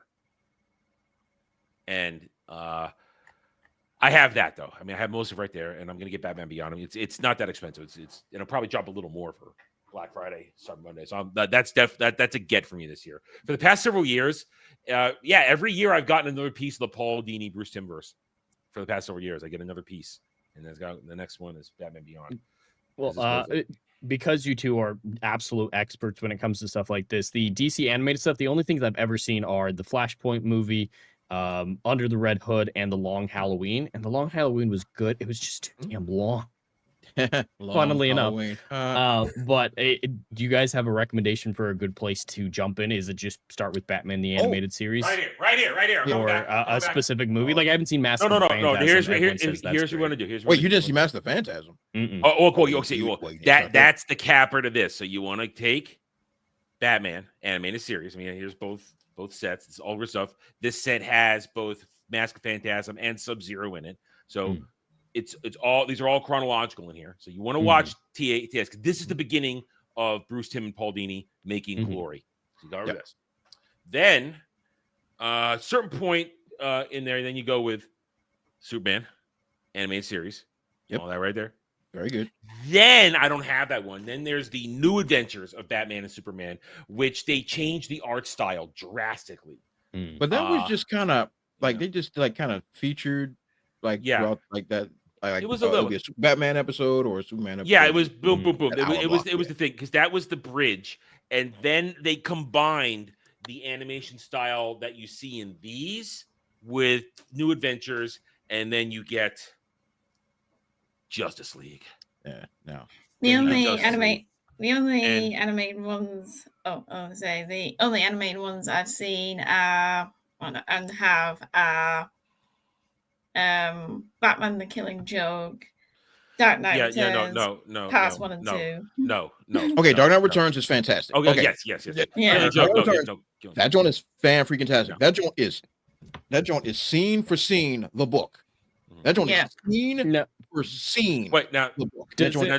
Does it matter more? Or like, does it have a lot more impact if you've seen the stuff beforehand, or does Batman Returns work on its own? It does work on its own. Like Dark Knight Returns, not Batman Returns. Dark Knight Returns. Yeah, you can watch that on its own. Yeah, it's not connected. And that's not really considered. There's even an episode. It's great. There's even an episode in TAS where you see it. Yeah, where they show because you have different people talking about how there's a bunch of kids sitting around and they're describing this is what I think Batman's like, and one of them is a girl and she starts talking about Carrie Kelly. It's supposed to be Carrie Kelly, and she's talking about Dark Knight Returns. Dark Knight Returns. And it's a great episode. It's a great episode because that was the first taste I got at Dark Knight Returns. That was the first time I had seen that. Anyway, so we get to chronological for that. So order. So like if you start with, here's the trick. Are there any other movies though that aren't like that, like Under the Red Hood that I showed? Okay, sure. There's Superman, Batman, Public Enemies. That joint is fantastic. Jesus Christ. Public Enemies. That's the one you want to go to for sure. Oh my God, the one with Supergirl. Oh my God, my brain is shutting down. Oh, that's Apocalypse. Apocalypse, thank you. Yeah. Superman, Batman, Apocalypse, which is the sequel. That fight at the end with Darkseid. That's all right. I gotta spoil this. Without exact details. Why are you about to spoil it? I'm gonna say this. I gotta say this. Is Batman, without even laying a finger on Darkseid, bends him over. It is. It's not even laying a finger on. They don't fight, and Batman bends Darkseid over. It's they don't fight. They don't fight. It's a total really Batman move, and it's glorious. Yeah, it's really good. So those definitely jump into. If you want to do Most Wanted's good. Yeah. Batman. Son of Batman's good. Son of Batman's actually very good. That's starting to get but that kind of gets out of DCAU kind of bit because that's when 52 era. That's when Tim Daly had already retired and everything. And Conroy's not doing it anymore. Yeah, he wasn't doing it at that point. But if you want to just stick with that era, we have Mask of the Phantasm is a must see. Sub-Zero. Watch that in order. Don't watch it. Watch it in order. Watch them in order. Watch them in order for sure. But if you're just trying to grab like a film, like a film that you just go and enjoy. Batman, Superman, Apocalypse. Yeah. And Public Enemies for sure. Those are the standalones.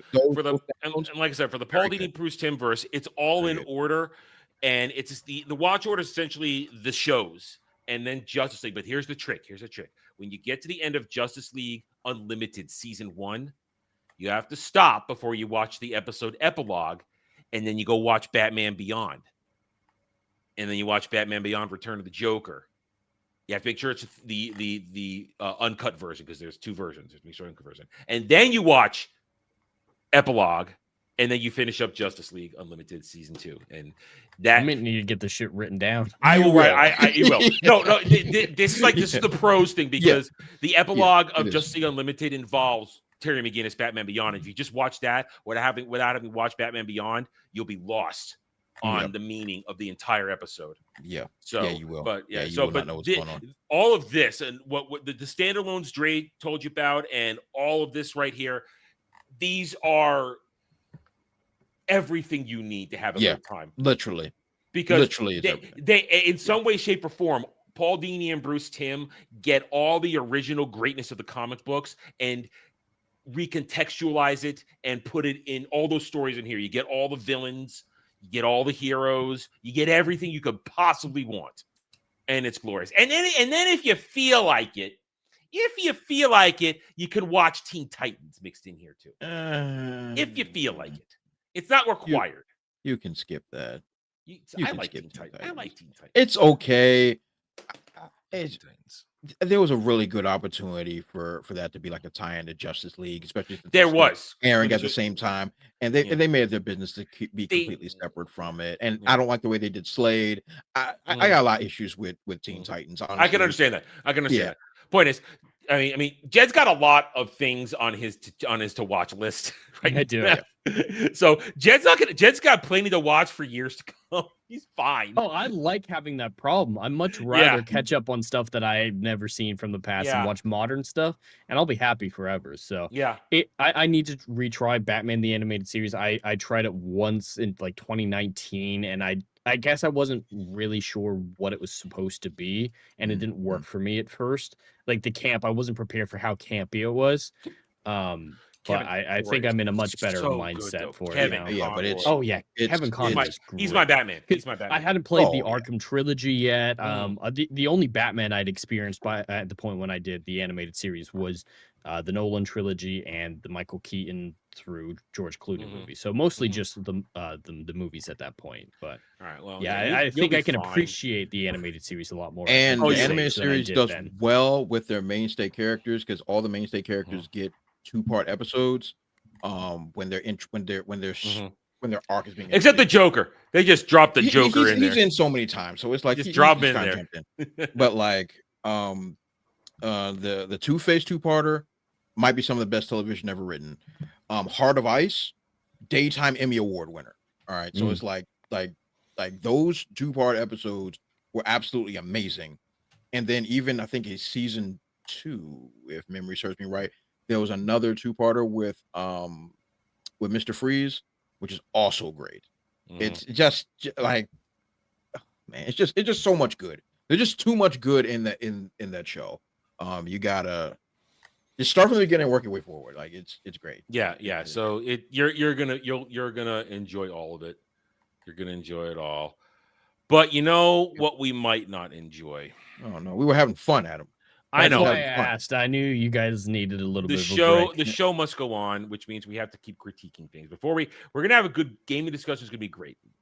But we got one more movie discussion to have. And Friday night, we got an unexpected week because no one's thinking about it. We know it's happening. No one's thinking about it. And we got a leak that the Zelda movie right now, the live action Zelda movie, some dude snuck up on it and done recorded some shit. Now, we're going to be careful here. Right? I have seen the video. We talked about it for a minute on Ballbusters. When I realized it was happening, I brought it up. We didn't show it there because we got to be careful here. We got to be careful. DMCA strikes, copy claims, all kind of stuff. Because this is not an official leak. This is literally a dude who snuck into the woods and was filming this shit. Now, we can identify some stuff here. I have doctored these pictures. I've reversed them. I've made all kinds of stuff to hope that the boss will get. We're only leave it up here for a second. I'm going to point out things, then we're going to take them away and refer to what we saw. What we have here is Zelda in Breath of the Wild garb. Zelda talking to Asian people, are saying Asian Impa, handing Zelda a sword. And then somebody in a green tunic that people are saying are Link, but we never see the face, so we don't know if it's the actor. Could be any Hylian. And now I'm going to take this down. So there it was. That's the essence of what we got. Now, we on this very stream, previous discussions, have shown great hesitation to have positivity towards this movie. I think we were all in agreement they should have gone the animated route. Would have been safer, would have been better. Absolutely. But Miyamoto decided, hey, I want to do this. I want to do live action. And of course, Miyamoto wants to do something, they're going to do it. We were relieved. He's God. So we were relieved that they didn't cast they them as Zelda. Then they cast complete unknowns essentially, which is fine. A real boy and a real girl. It's probably the best choice they could have Safest. made. That was good. We're not in the end, thanks to the discussion where Jed interjected perfectly. I agree. I came to the conclusion that the safest thing for them to do, because Zelda as a franchise allows for it, is just to make a new story. Do not adapt any games. Just make a new story. Because the way the reincarnation cycle works, it's very easy. Nobody's going to complain. But we got these yesterday. And up until now, we know they started shooting last week. And clearly, they've got the prosthetics going. They've got the outfits going. I see this, and I'll ask your opinions after this. I see this. This changes nothing for me. Seeing somebody in a costume, possibly seeing another person in a costume, seeing diversity higher as a Hylian. In fact, I'm a little more worried now because, as Dre mentioned recently in a previous conversation, recency bias. Or recency infection, I'll call it. Yeah, fair enough. I don't want to see Zelda wearing her Breath of the Wild gear. I want to see classic in a white dress Zelda. That would give me more encouragement. But you see these pictures, and I'm going to say it, if you are normal, you're not, this tells you nothing. We don't know how they're acting. We don't know the story. We don't know who's Ganon. We don't know if it's going to be Ganon or Ganondorf or the spirit that becomes Ganon, Ganondorf. We don't know nothing. We don't know if there's a master sword. We know nothing. Less than nothing. But there is a stream of discussion out there where, oh my God, Miyamoto is a god. Trust in Miyamoto. Miyamoto doesn't let you down. We feel totally safe now with this movie because we saw the girl with the ears and we saw maybe Link standing with his back to us. Yeah. And if it is him, his clothes are green. That's all. Yeah, he's green. Oh, that means it's green. That's it. It's fine. Everything's fine. The movie's gonna be a hit. That is literally reactions we've gotten. Oh, I feel good. I feel comfortable now. You don't know anything. You don't see a goddamn thing. We don't know how their performances are. We don't know the story. We haven't seen Ganon. We don't know anything. Yeah. If you are getting excited over this, you're no better than a stan that fingers and touches themselves over Disney Star Wars, the MCU. You're no better. Giving one little thing, oh my God, it's perfect. Trust in Miyamoto. Miyamoto doesn't screw up. Miyamoto literally just retired this week. He essentially retired. He took a massive step back. He is no longer involved with creating anything at Nintendo. And we knew he wasn't actually involved in the movie. Yeah. I that was always a marketing ploy. I never believed for 1 second that he was in the writer's room, that he had veto power or anything like that. And before we dive into it, I just want to ask Dre. So I know Adam's more the 2D Zelda fan. I'm the more 3D Zelda fan. So we have a broad scope there. Are you familiar with this franchise a lot? So I am a casual. That's the best way to describe myself. Like I growing up, I was in a Sega household, so I didn't play my first Zelda game till N64. Okay. N64 was the first time I played a Zelda game, and It's a great place to start. Yeah, That's where I did. Ironically enough, I got exposed to Zelda. I mean, I knew it existed, obviously, but I got exposed to it from Smash Brothers. When I got exposed from Smash Brothers when Link was there. I was like, oh hey, yeah, that's that guy from the Legend of Zelda. So from there, and I played N64. Ocarina of Time, and then on GameCube, that would have been Wind Waker's, yeah. Wind Waker? Wind Waker's was on GameCube as well. Yeah, GameCube was Wind Waker's and Twilight Princess. Twilight was on the bridge between GameCube and Wind Waker, and then I think it was the only two that I actually played. But I'm familiar with how the franchise works and the villains, and like a lot of it I learned from Smash Brothers. Honestly, I didn't know who Ganon was until I played Smash Brothers. Yeah, see, I was there, gold cartridge. All the way, and I haven't played anything since it went to the 64 until Breath of the Wild, but I kept up. I knew what was going on, and I watched and I looked at it. I just didn't have a Nintendo, and I wasn't going to get a Nintendo, so there wasn't a reason for me to do it. But Zelda has persisted and continued on just fine. Yeah. But between Adam and I, we've played all the games. He's the more 2D fan. I'm the more 3D fan. And I think him and I, even with that, we can agree with what this movie should be, what it shouldn't be. The lore's been fairly consistent with the exception of Tears of the Kingdom. Tears of the Kingdom, as much as I enjoyed playing that game, it made a mess of the timeline. Yeah, it doesn't interact with anything. It contradicts, demise, everything from Skyward Sword. It's not just its own timeline, which there's 3 timelines, main timelines. It acts like an entirely separate universe. So Breath of the Wild, Tears of the Kingdom might be its own universe, not even its own timeline, its own independent universe. But besides that, it's been mostly consistent. This movie, they're 100% relying on the recency bias. 100%. Because that's what's popular. Tears of the Kingdom and Breath of the Wild sold like gangbusters. And so, of course, that's what they're going to focus on.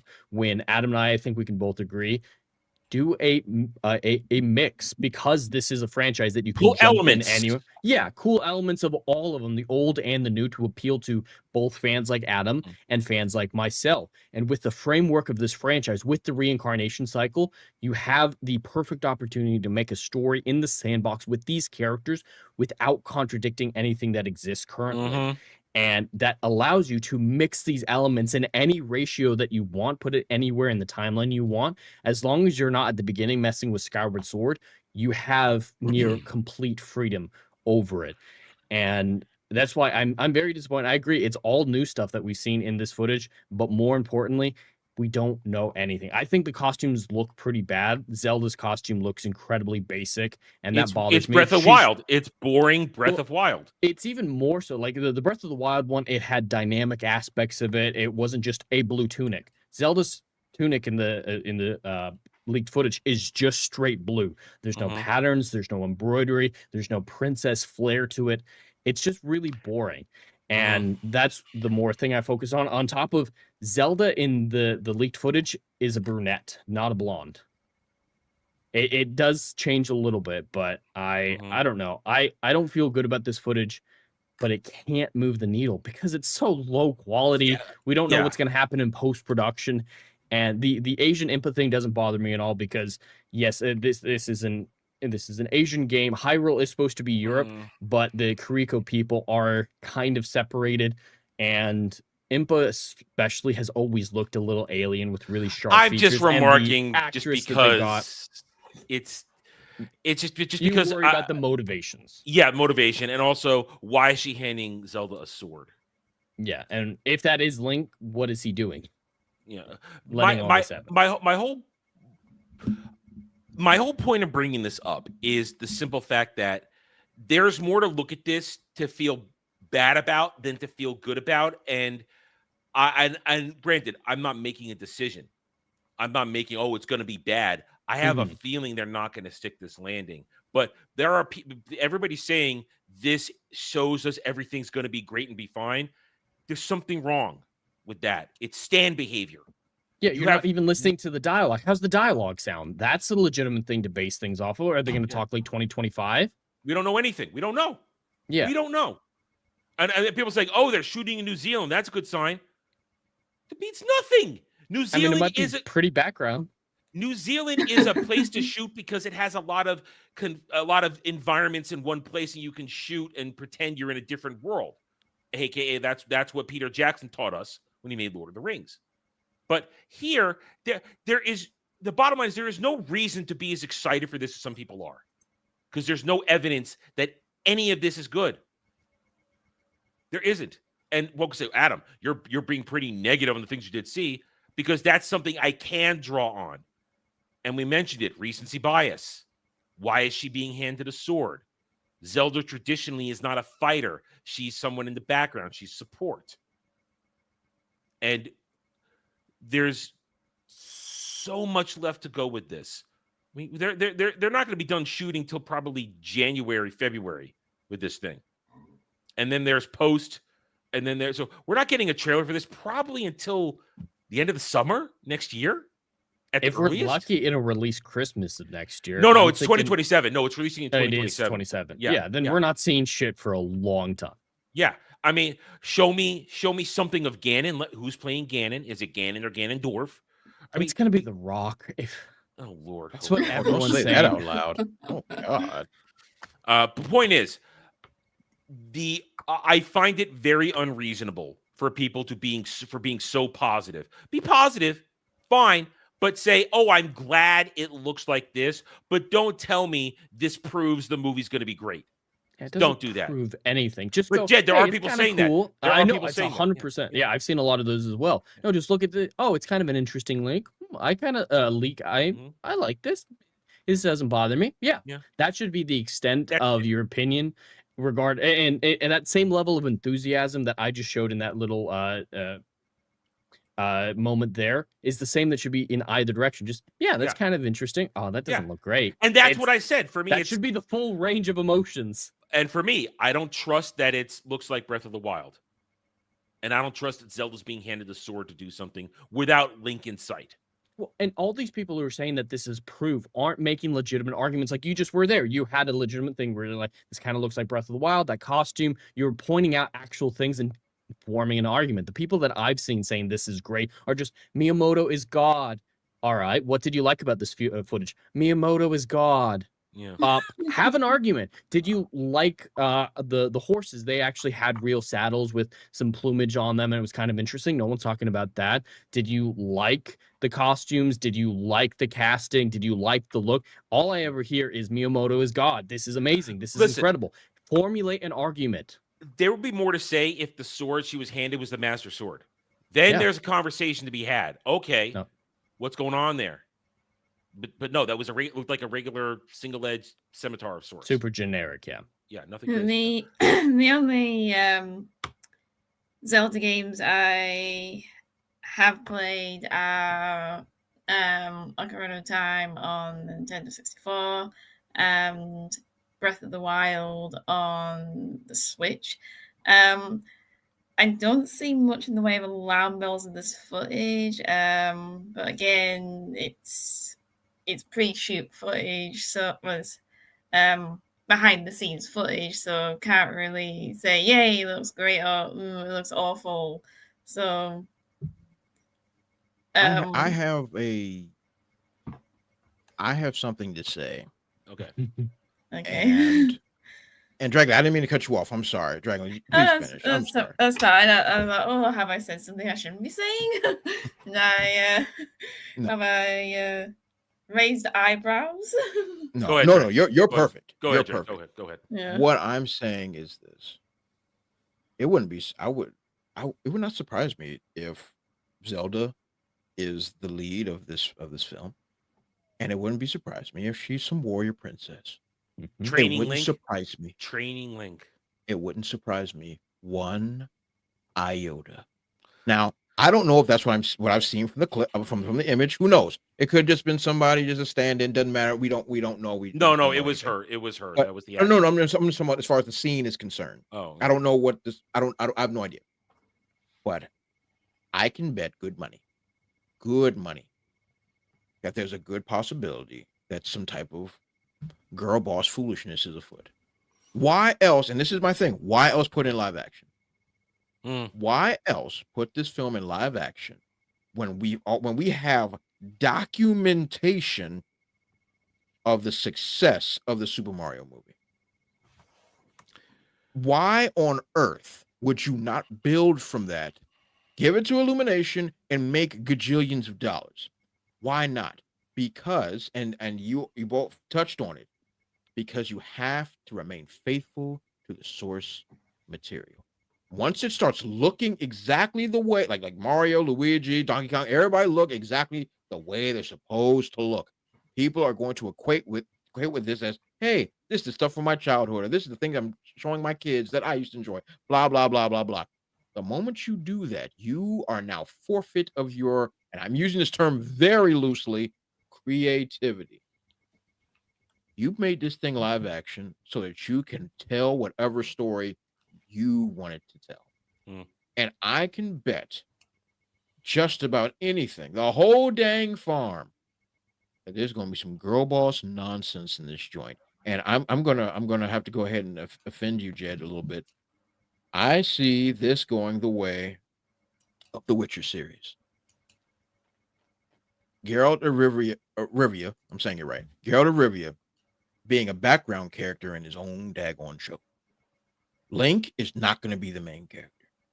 I don't think Ganon's going to be the main villain. Oh. I don't. That's a statement. He's a diverse woman from a lesbian village. It's going to be some foolishness, some He's funky not, nonsense. It's going to be some funky nonsense. And not to mention, and if memory serves me right, Ganon's a shapeshifter, right? He's a shapeshifter. No. Like, he becomes Ganon. Ganondorf is a man. Ganondorf is a man. Ganondorf's a man, and Ganon is the bull. The pig. Bull boar pig, however you want to. Yeah. Good. Perfect. There ain't no way. You're getting anything that cool. They're probably going to make up a villain. I agree. Period. And their argument for making Zelda the main character is going to be so simple. It's called Zelda. That's going to be the extent of their argument. And all right. I actually think you're right that it's going to focus on her entirely. Do you think that if things come out, do you think those that are claiming everything's okay, do you think they're going to take high doses of copium? Or do you think they will, you think they'll go, oh, no, okay, we were wrong? I see. Adam, you should be ashamed of yourself even saying something that I have ridiculous. to ask the question. There's going to be so much copium in their veins. It's going to be coming out of their eyes and penis. Oh. All right? That's how much copium is going to be put in them. That's how much. That's going to hurt. Oh, it's going to hurt. It's going to hurt a lot. I've never taken copium, but I'm sure it stings coming out. It is. And there's no way. Because like I see the handwriting on the wall. Babylonian style. All right? I see it on the wall. This is going to be another girl boss nonsensical story in which Zelda has always been great and no one realizes that she's great and she can rule Hyrule, but the white devil is the one that's holding her back and blah, blah, blah, blah, blah. Then they see poor Link sitting there, probably just sitting there in the corner crying. And then she's like, hey, how about you go and run some errands for me? Okay. And we never see him again. That's it. Yeah, and the rest is I don't think it's going to be that bad, but it's going to be that will bad. they give her magic or not? Will she be sorceress badass or will she be sword on the ground badass? Like what's the girl? Cersei? Am I saying that right? Cersei from what? From Witcher? Am I saying that right? Siri. Thank you. Siri. Thank you. She got magic. I'm making sure I'm not retarded. Like in the game, she's a magic character, right? I'm just making sure I'm stupid. Yep.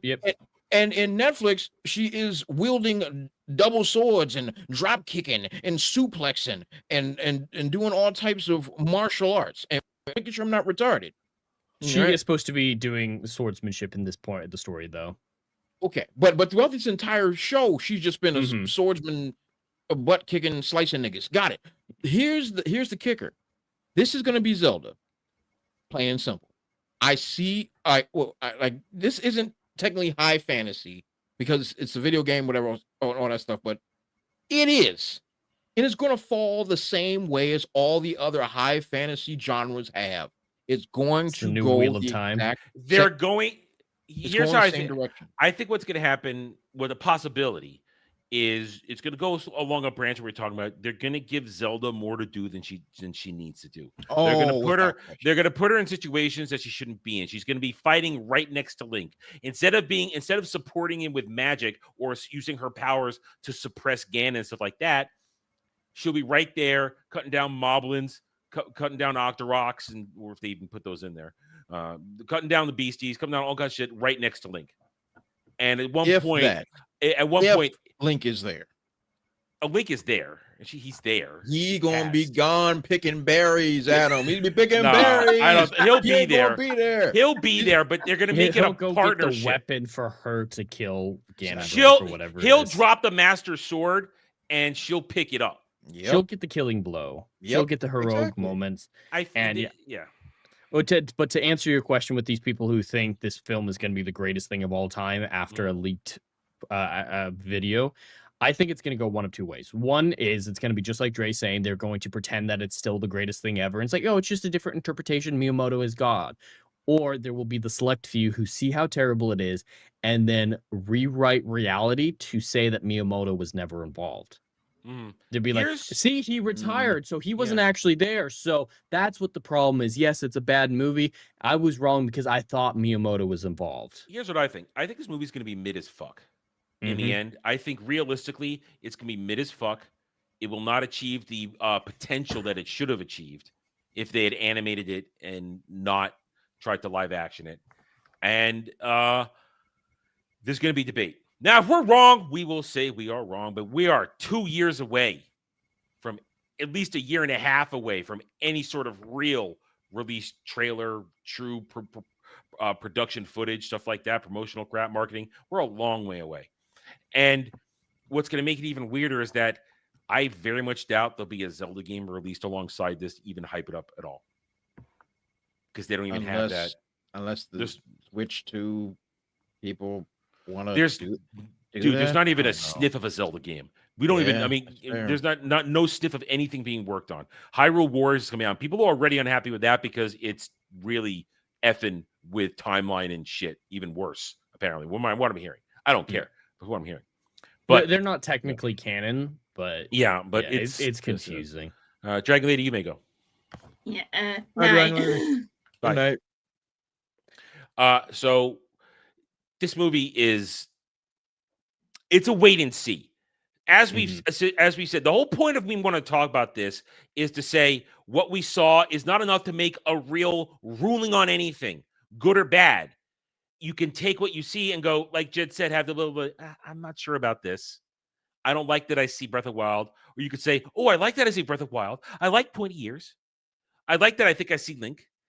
At least she's a girl and looks like Zelda. She got the right hairstyle. You can say that stuff, but saying that they see this and the movie's now going to be successful, it's all they need. I have faith.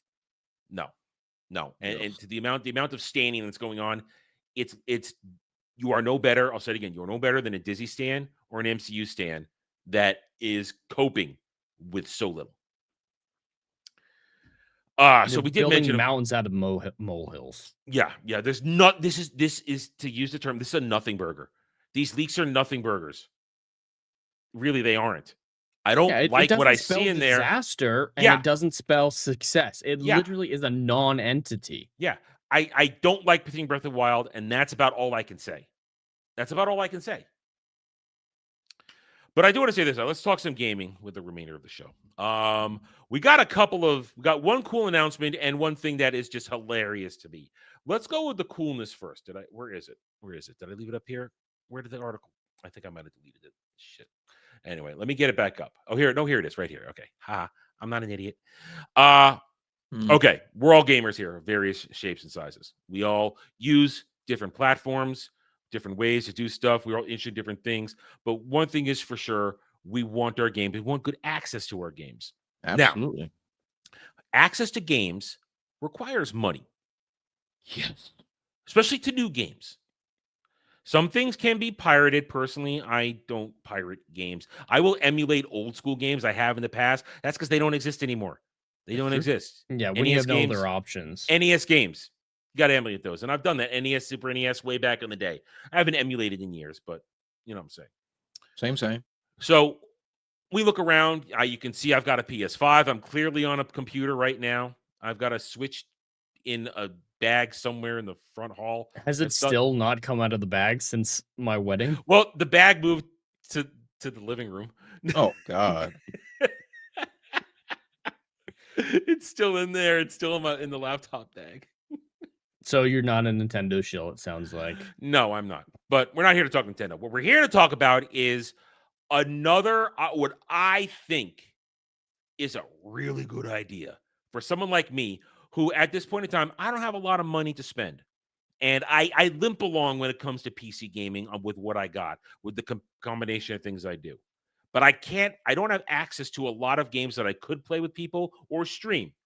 So when we got the announcement in the middle of the week that Valve is now going to come out with the Steam Machine, which is essentially a cube. And now, we're not going to talk about the controller. I don't care about the VR set. What I care about is the existence of this thing right now, which is essentially a moderately powerful current gen PC that is Steam. And all the articles agree, and it says it'll have the ability to get proper apps on it and stuff like that, which means it tells me, streaming apps.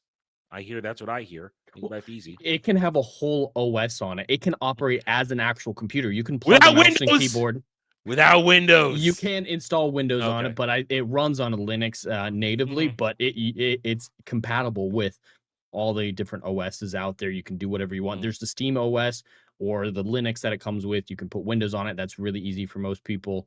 And yeah, it's just full customizability and full options for people who are somewhere in between the console and the PC players. Because PC gaming is incredibly expensive to really do it well. Yeah, it and is. console playing doesn't give you a lot of freedom. And there's the exclusivity things with PlayStation and whatnot.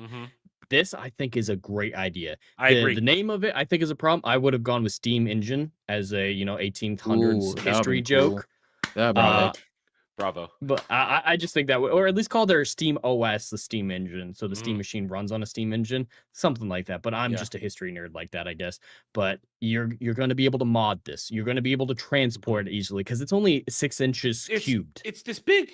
It's pretty small, and it's fully customizable with any controller. You can play PlayStation, Xbox, or the Steam controller on it. Mouse and lets keyboard. you do whatever the fuck you want. Mouse and keyboard, and that's the great thing about Steam is it just.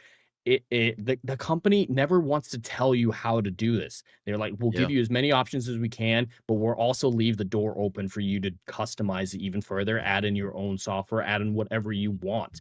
And their library is the biggest out there. They've got most of the exclusives. You can download Xbox Game Pass on there if you want it. It just has so much freedom that I'm all for it. Their Steam Deck is my actual preferred console of choice. I love the Steam Deck. And a lot of people crap on it because they're Nintendo shills or whatnot, but it's still able to run new games. I played Cyberpunk on there. I played Starfield on there. It is fully capable of playing brand new games at decent resolutions. And the Steam Cube will have the Steam Machine. It's going to have, I think it's here. Yeah. It'll have a current day Radeon. It'll have multiple They marketed it as 6 times more powerful than the Steam Deck. And there's going to be 2 of them. One will have about 500 gigs of RAM. I'm sorry, storage, and the other one will have 2 terabytes. That's what they do with the Steam Deck. Is that's the big difference between the different models is storage capabilities. But there's also expansion ports for micro SDs, and those come in terabyte sizes now, anyway. And it's the micro SDs will be fully transferable between your machines. So if you don't want to bother re-downloading your games or downloading them on every console, you can just take your micro SD out, plug it in your Steam Deck, and go and switch it between them. And cross progression is fully compatible with all of them, so you can switch between all of them. The VR headset's the same way. It can it's like the MetaQuest. It has a full OS on it, and you can play it independently, or you can connect it to your Steam machine. That's the thing I love about Steam, is they really are putting the power of gaming in the hands of gamers and saying, tell us what you want and we'll give it to you. You just need to, figure it out. I think this is a brilliant move by Valve. I really, and as I said, as someone who, as Jed mentioned, I can't afford a high-end PC, a gaming rig. I can't. That's $2,000 or more. Easily. To really get a good one that'll last, that what you put it together will last you for a long time. I can't do that. This thing, Dre, if it's priced reasonably, I'm all over this thing. Yeah, that makes a whole lot of sense. Like me, like my gaming rig that is my main computer that's I use for everything is old. Old is immoral sin. There's a hamster in there on a wheel. Oh, there's definitely a hamster in here. I built this joint a decade ago. All right. HP Z800 repurposed server from my old company's building. Did I steal it? Maybe, but it's not. That's neither here nor there. I built this joint. I gutted this thing and put everything in this joint. I think I might have replaced the video card maybe once. I, under no circumstance, am about to build a brand new rig in order to play modern games. It's not going to happen. It's way too expensive.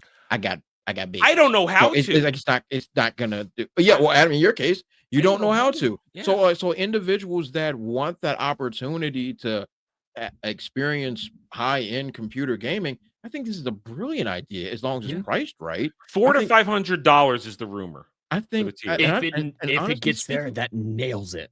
That will be amazing. I think a lot of people would really jump on that, especially with the Steam catalog. Are you kidding me? And that's with all Xbox getting out of the console war, this is the new front runner with PlayStation. Yeah, and faux console war. Faux console. I mean, and it's not even competition. This is just an addition. It's not trying to be PlayStation. And I love that. There is no physical games for it. It's Steam. That's Steam. Unfortunately just the nature of the reality we live in. PC games, there aren't physical PC games anymore, which breaks my heart. I'm sure that if people started making PC games again, there'd be an easy disc port add-on or something that could come with this. But yeah, right now PC games just aren't physical, so it can't. But I've seen a lot of criticism for this Steam machine from the die-hard PC players who don't understand that people want to game on PC, that it's a lot more practical for a lot of people. Yeah, exactly. So the people who can't invest the time, effort, and money to learn how to build a really great rig, this is the great option for it. But a lot of PC players, unfortunately, even though I am team PC when it comes to a lot of things, are elitist as shit. So they're saying, hey, anyone who wants to play on PC, just build a PC for $2,000. What are you, poor? And they're just not understanding how this is a great bridge, because console players, consoles have been the way to get into gaming and whatnot, but there's so little freedom over it. And it's a great entry-level place. I consider PC to be the next step after the entry-level console these days, at least. Back in the day, it was totally different. But this is the legitimate bridge that we've been looking for a while. This is why I've said for a year now that Xbox will try to go into the branded Xbox and Valve PCs. just took their lunch. They took their lunch, and now Xbox is confirming that they're doing that, even though everyone told me I was insane and I got yelled at by autistic people about that. I've been proved correct about it, but this is a real need, a real gap in the market that is going to fulfill a massive need out there. And they shouldn't compete with PlayStation. They should work with PlayStation as they are with the the PlayStation exclusives coming over. Even if it's a little late, I think that makes sense. Yeah. Incentivizing PlayStation. Now, I see this, and I think I said a couple minutes ago, I stream games. There are a lot of games I stream. There's a lot of games I want to play with other people, but I can't because of limitations of my old computer. And my other computer, my Mini, it's a different, not all the games are available for my Mini. So I'm locked out. I get this thing. You install streaming software on it, install Discord and everything. Oh, look at that. I'm in on every game I want to play then. Yep. Yeah, I can do you everything. could do all of the things you need. I'm sure you could install OBS on there.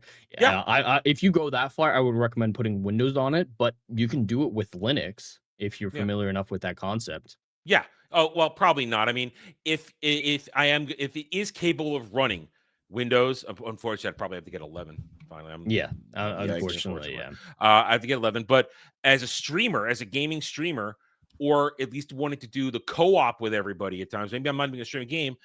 If I can get OBS on there and get Discord, that's all I need.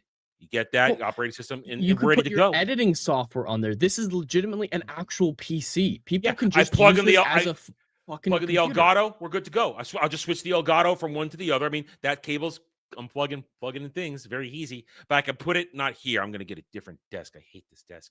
But I'm saying people can buy this as an actual computer because it's on the level of a $1,500 gaming PC at the price of $500. It's also eating into the just computer market, not even just the gaming market with that. And so, yeah, the price will make or break it. If it's $1,200, they're going to do fine. But they're done. No, then I'm out. I'm out. If anything over $500, I'm likely out until a price reduction or I make more money. But I think if they get around 500 plus or minus a little bit, they will win. If the 2 terabyte one is $500, I will save. Or if they have a payment plan, if I can buy it with some sort of like pay as I go, then great. I'm all in. Suddenly, boom. I will stream a whole lot more than I'm capable of right now. I will play a whole lot more. And there are a lot of games coming out that I do want to play that I can't run on this stuff. So, and for those who like the VR stuff, the VR headset is better than the MetaQuest 3 by all accounts. There's new technology. It's innovative. And that'll be a great option for those people, fully compatible with the Steam machine, Steam and everything like that. And that'll be a great option for people. And another statement that was made in all of this from Steam was them saying, hey, I know people were expecting the Steam Deck 2, but we're dedicated on not making a Steam Deck 2 until we can promise at least a 50% increase in proficiency. I saw that. They're not trying you mean what milk Nintendo people. didn't do? Is that what you're saying, Jed? They're not trying to milk their customers. They're trying to give them something worth their money. It feels... I mean, Gabe just went and bought a mega yacht for $500 million that has a submarine garage. So he's rich as sin, but it still feels like his company respects the money of their customers. They respect their customers. Those controllers are dog shit. Yeah, those controllers aren't great, but at least you're not stuck with it. I see that, and I think, how can I possibly not hit those touchpads when I'm playing a game with that thing? That is terrible design. Terrible design. But this is a great idea. I am all for this.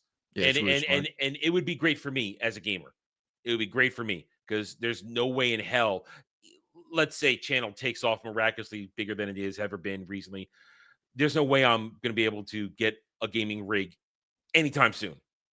I would have to be moved in, money saved, other things settled down, other things happening before I can even think about putting money aside to save they're $2 to $3 grand. ridiculously priced, whether or not you have them pre-made or make it yourself. I mean, everybody says, I've been told, Adam, we can help you build it. Well, then you come here and we get the parts together and you build it for me.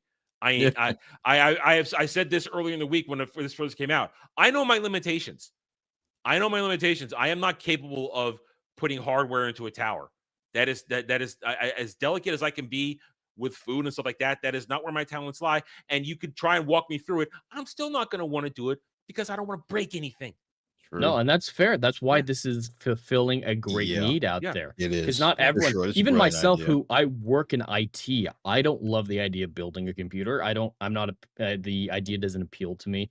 It's work. It's not fun. I mean, I know plenty of people. A lot of people. I know plenty of people who are hardware guys, but they live on the other side of the goddamn country.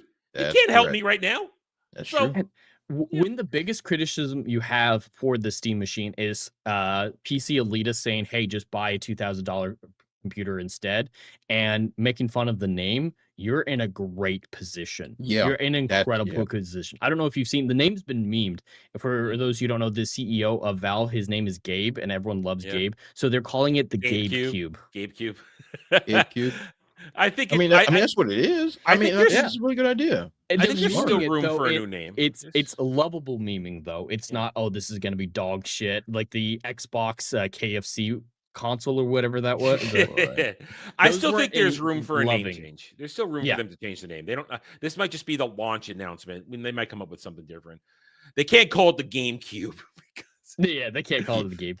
But Yeah, I don't But I think Steam Engine is a good choice. Yeah, Or I come like up that. with something Good. unique.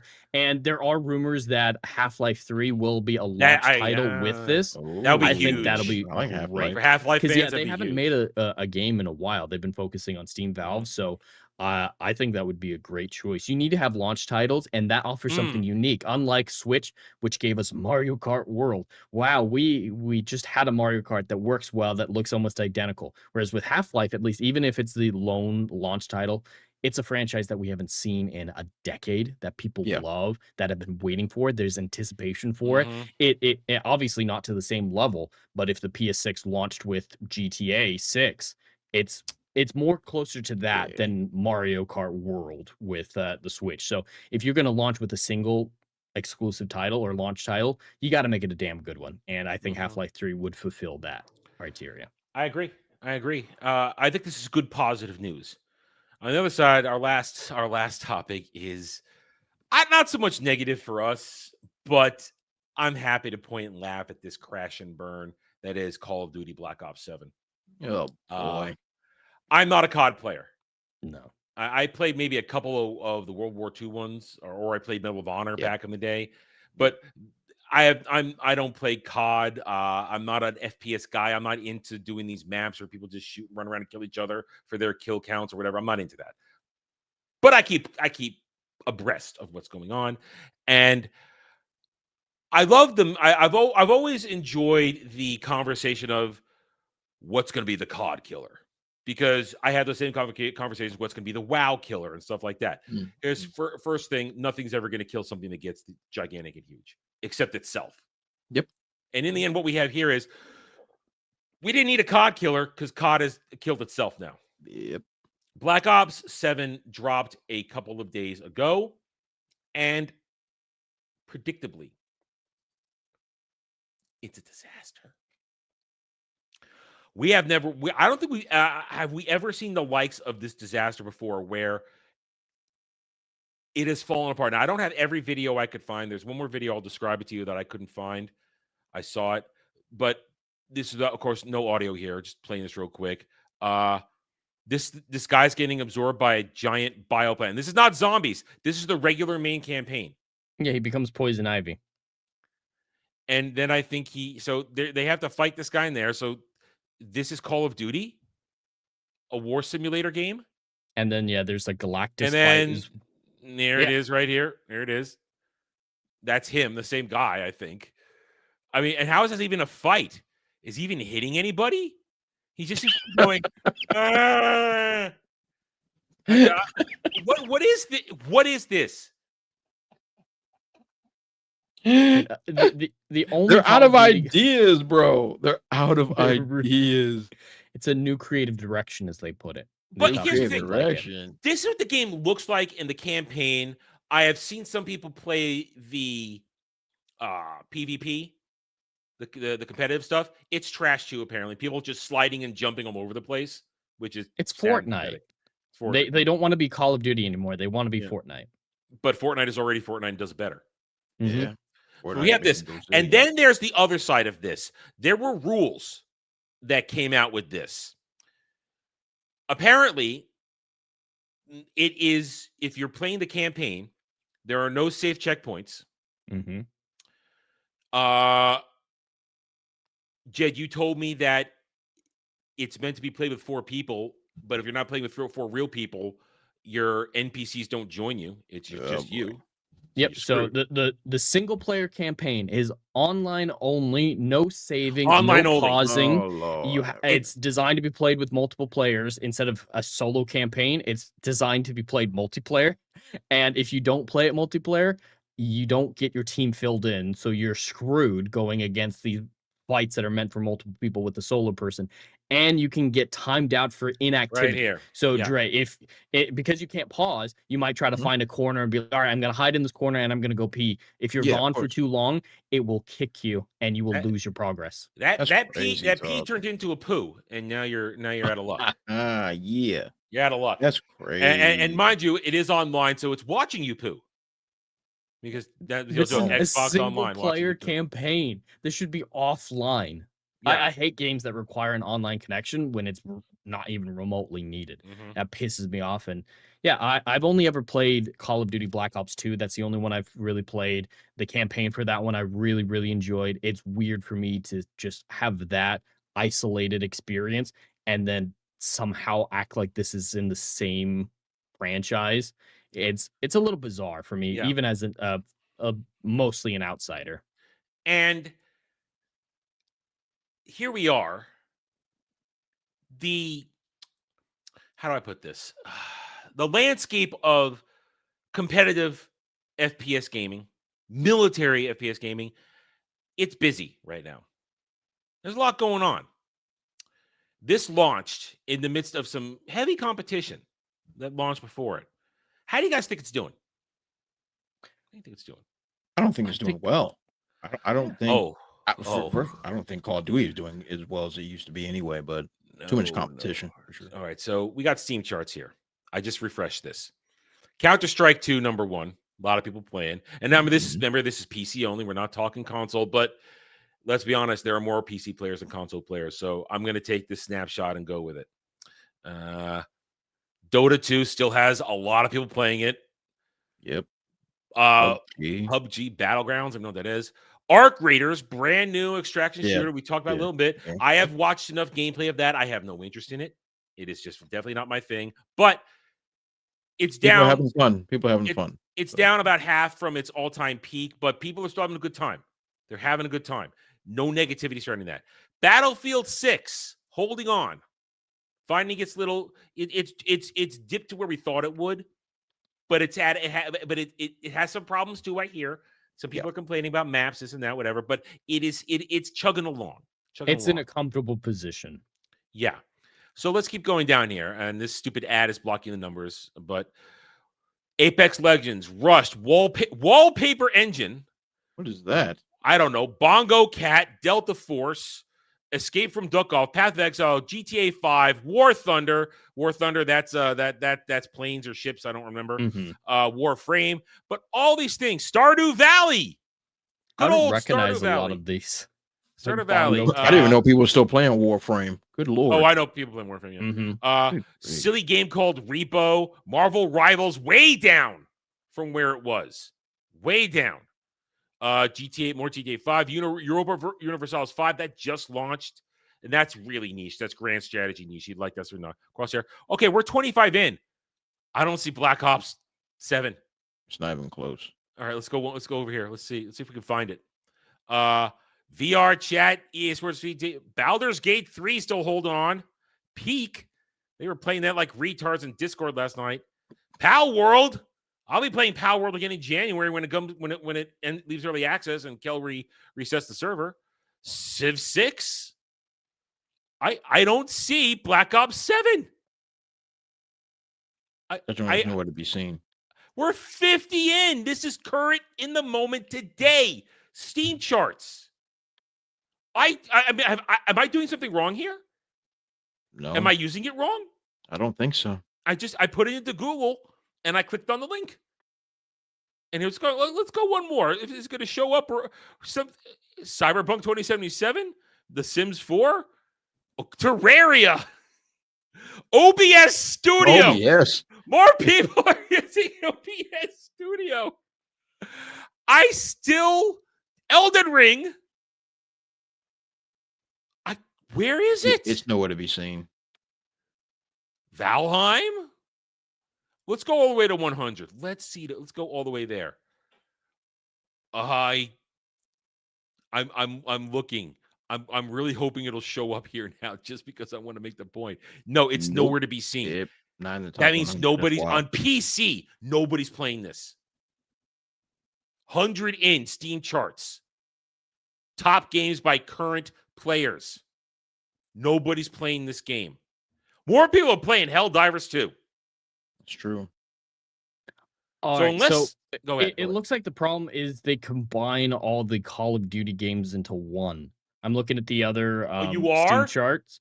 I'm looking at the other Steam chart website. That's ridiculous. That means And we can't get it an just accurate has look at Call it. of Duty, and that has 100,000 24-hour peak. So there's no But possible way because there's still other Call of Duty games active right now. Yeah, exactly. So they're hiding it. So they are so afraid they can't put it out there. So maybe there's 50,000 people playing right now. Maybe then it's a chunk of that. But this is ridiculous and sad.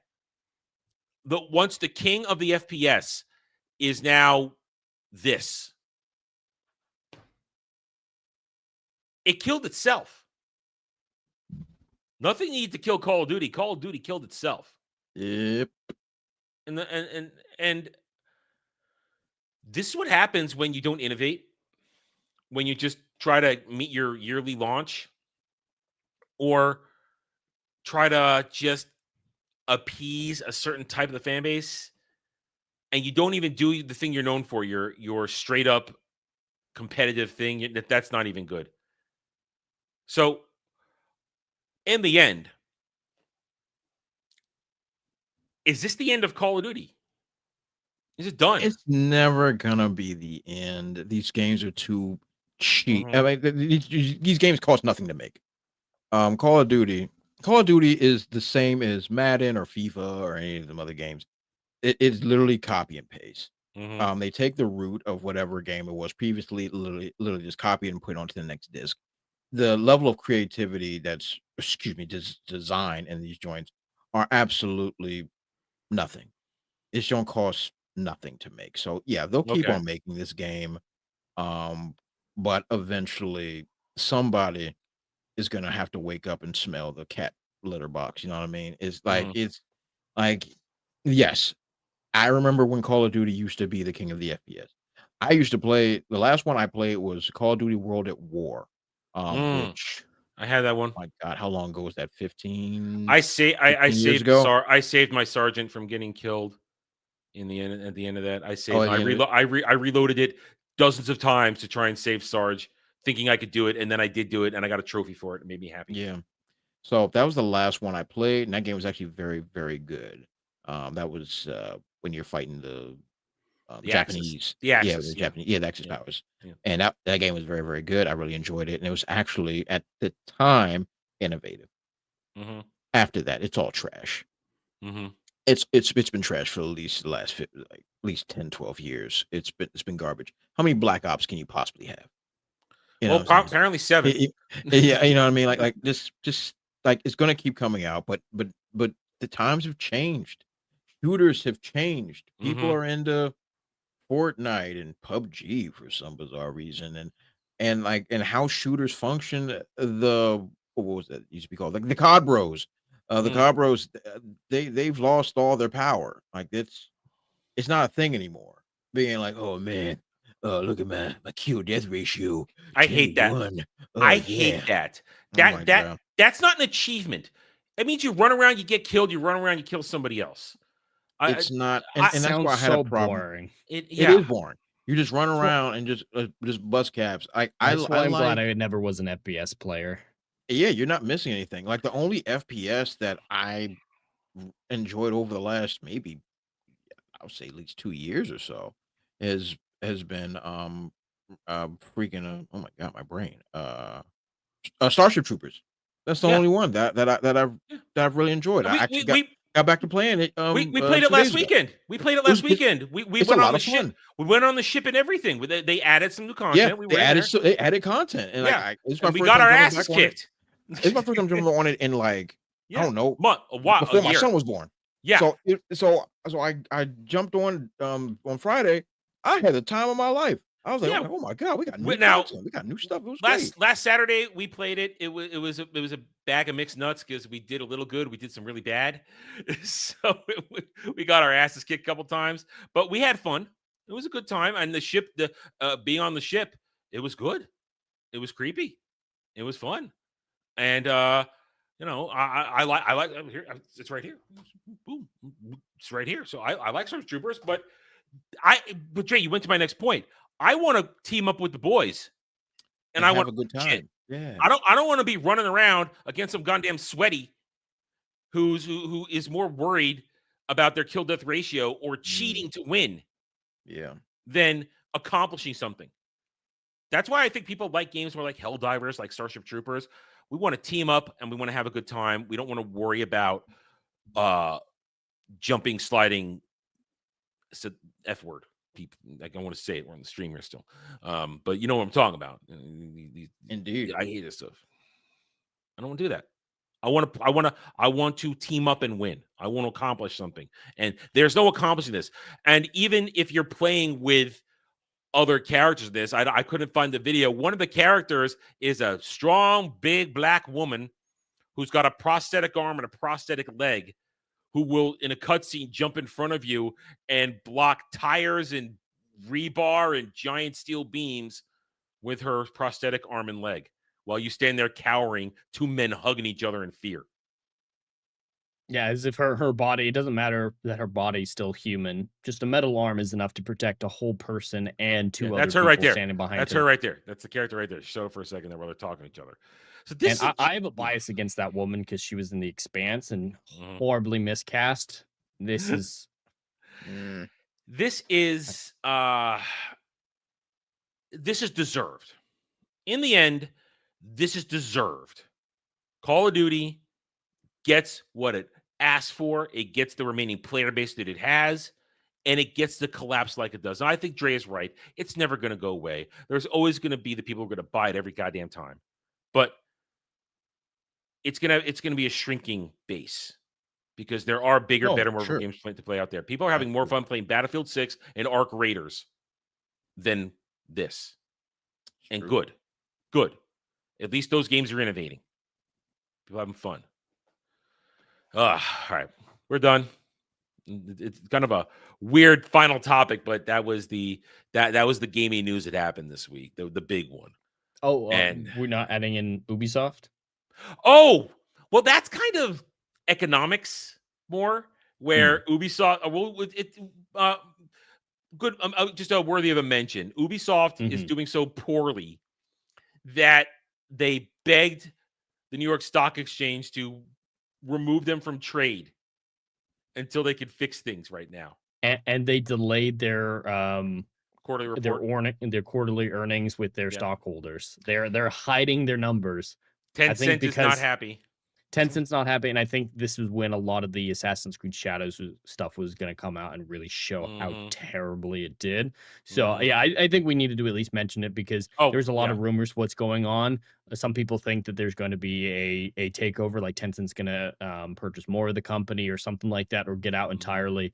But something's going to change in the next few weeks. If they've gone to this level to halt all trading and they're actively hiding stuff from their stockholders, there's a disaster brewing. Even Disney, with all their garbage, still had their stockholder meeting with all the horrible things that's going on there. And that's why I said it's honorable mention. There's no more story to that. It happened. Yeah, that's it. We're all pointing and laughing. And as soon as it does happen, then there's the story when it happens. And Tencent buying it, that doesn't solve anything. Tencent's evil. They're terrible.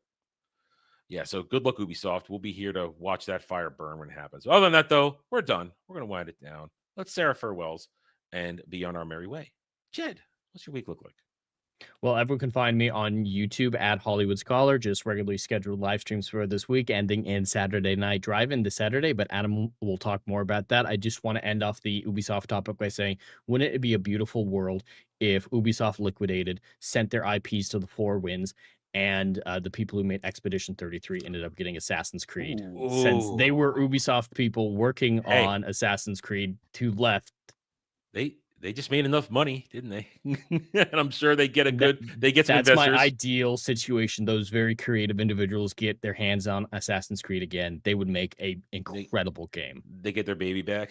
They get their baby back. Yeah. Don't stop making Expedition 33. It's or Claire of Fear games. I'd rather you keep going with that. But if you can do both. I agree. Dre. Yeah. Well, this week, I have no idea what's going to happen, but anybody can find me on Twitter at TheBrute00 and on YouTube, Brutal Playing Comics. And if I actually get some gaming done, English is hard, at The Brute Plays. And of course, for all my other creative works, definitely check out my site at bpcomics.io. Oh, the chat you all have been fantastic. I'll catch you all next week. Okay, as for me, later tonight we got Wormhole Watch. Our guest is Drunken Emerald Arrow. You can see the full episode edited down and any Latin Lounge episodes over on Duke Devil 5, Brad Burnett's channel. This week, I don't know what's gonna happen. We got not Mel Mondays. We've got the Daily Dive every Monday through Friday, 1 p.m. Eastern, where we're doing stuff. I will be doing a chat, maybe watch us reviews. The original Super Mario live action movie. Oh God, I didn't know about that. Oh yeah. I listen. I saw that tons of times when I was a kid. It's horrible. Really? I can't defend it as an adult. As a kid, I tried to defend it. As an adult, I cannot. It's a terrible movie, all way, shape, and form. But Bob Hoskins, Dennis Hopper, oof, terrible. Anyway, so I got to review that probably for Tuesday at this rate. Probably for Tuesday because I'm running out of time tonight already to watch it.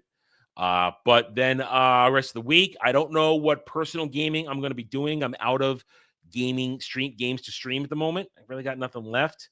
We got to wait for some things to come out, some things to change. We don't know what the news is yet, so we'll see what happens. Remember, also tomorrow night we do have Stream Conscious, 11 p.m. Eastern. That's kind of it until we get to the weekend where we got Saturday Night Drive-In. Jed and I will be discussing Arnold Schwarzenegger's Running Man. We'll be talking that. I'll be curious to get Jed's. Can't stop hiccuping. I'm talking too fast. That's a problem. Get Jed's opinion on it since he saw the new one first and doesn't have the other one as for previous reference. So it'll be interesting soon. Should be a good one. And then, of course, we'll be right back here next week, 3 p.m. Eastern for episode 200. Episode 200. Before we go on Thanksgiving break. So thank you, everybody, for joining us this week. We hope you had a good time. Hit those like buttons. Subscribe to the channels. And we'll see you guys next time. Till then, take it easy.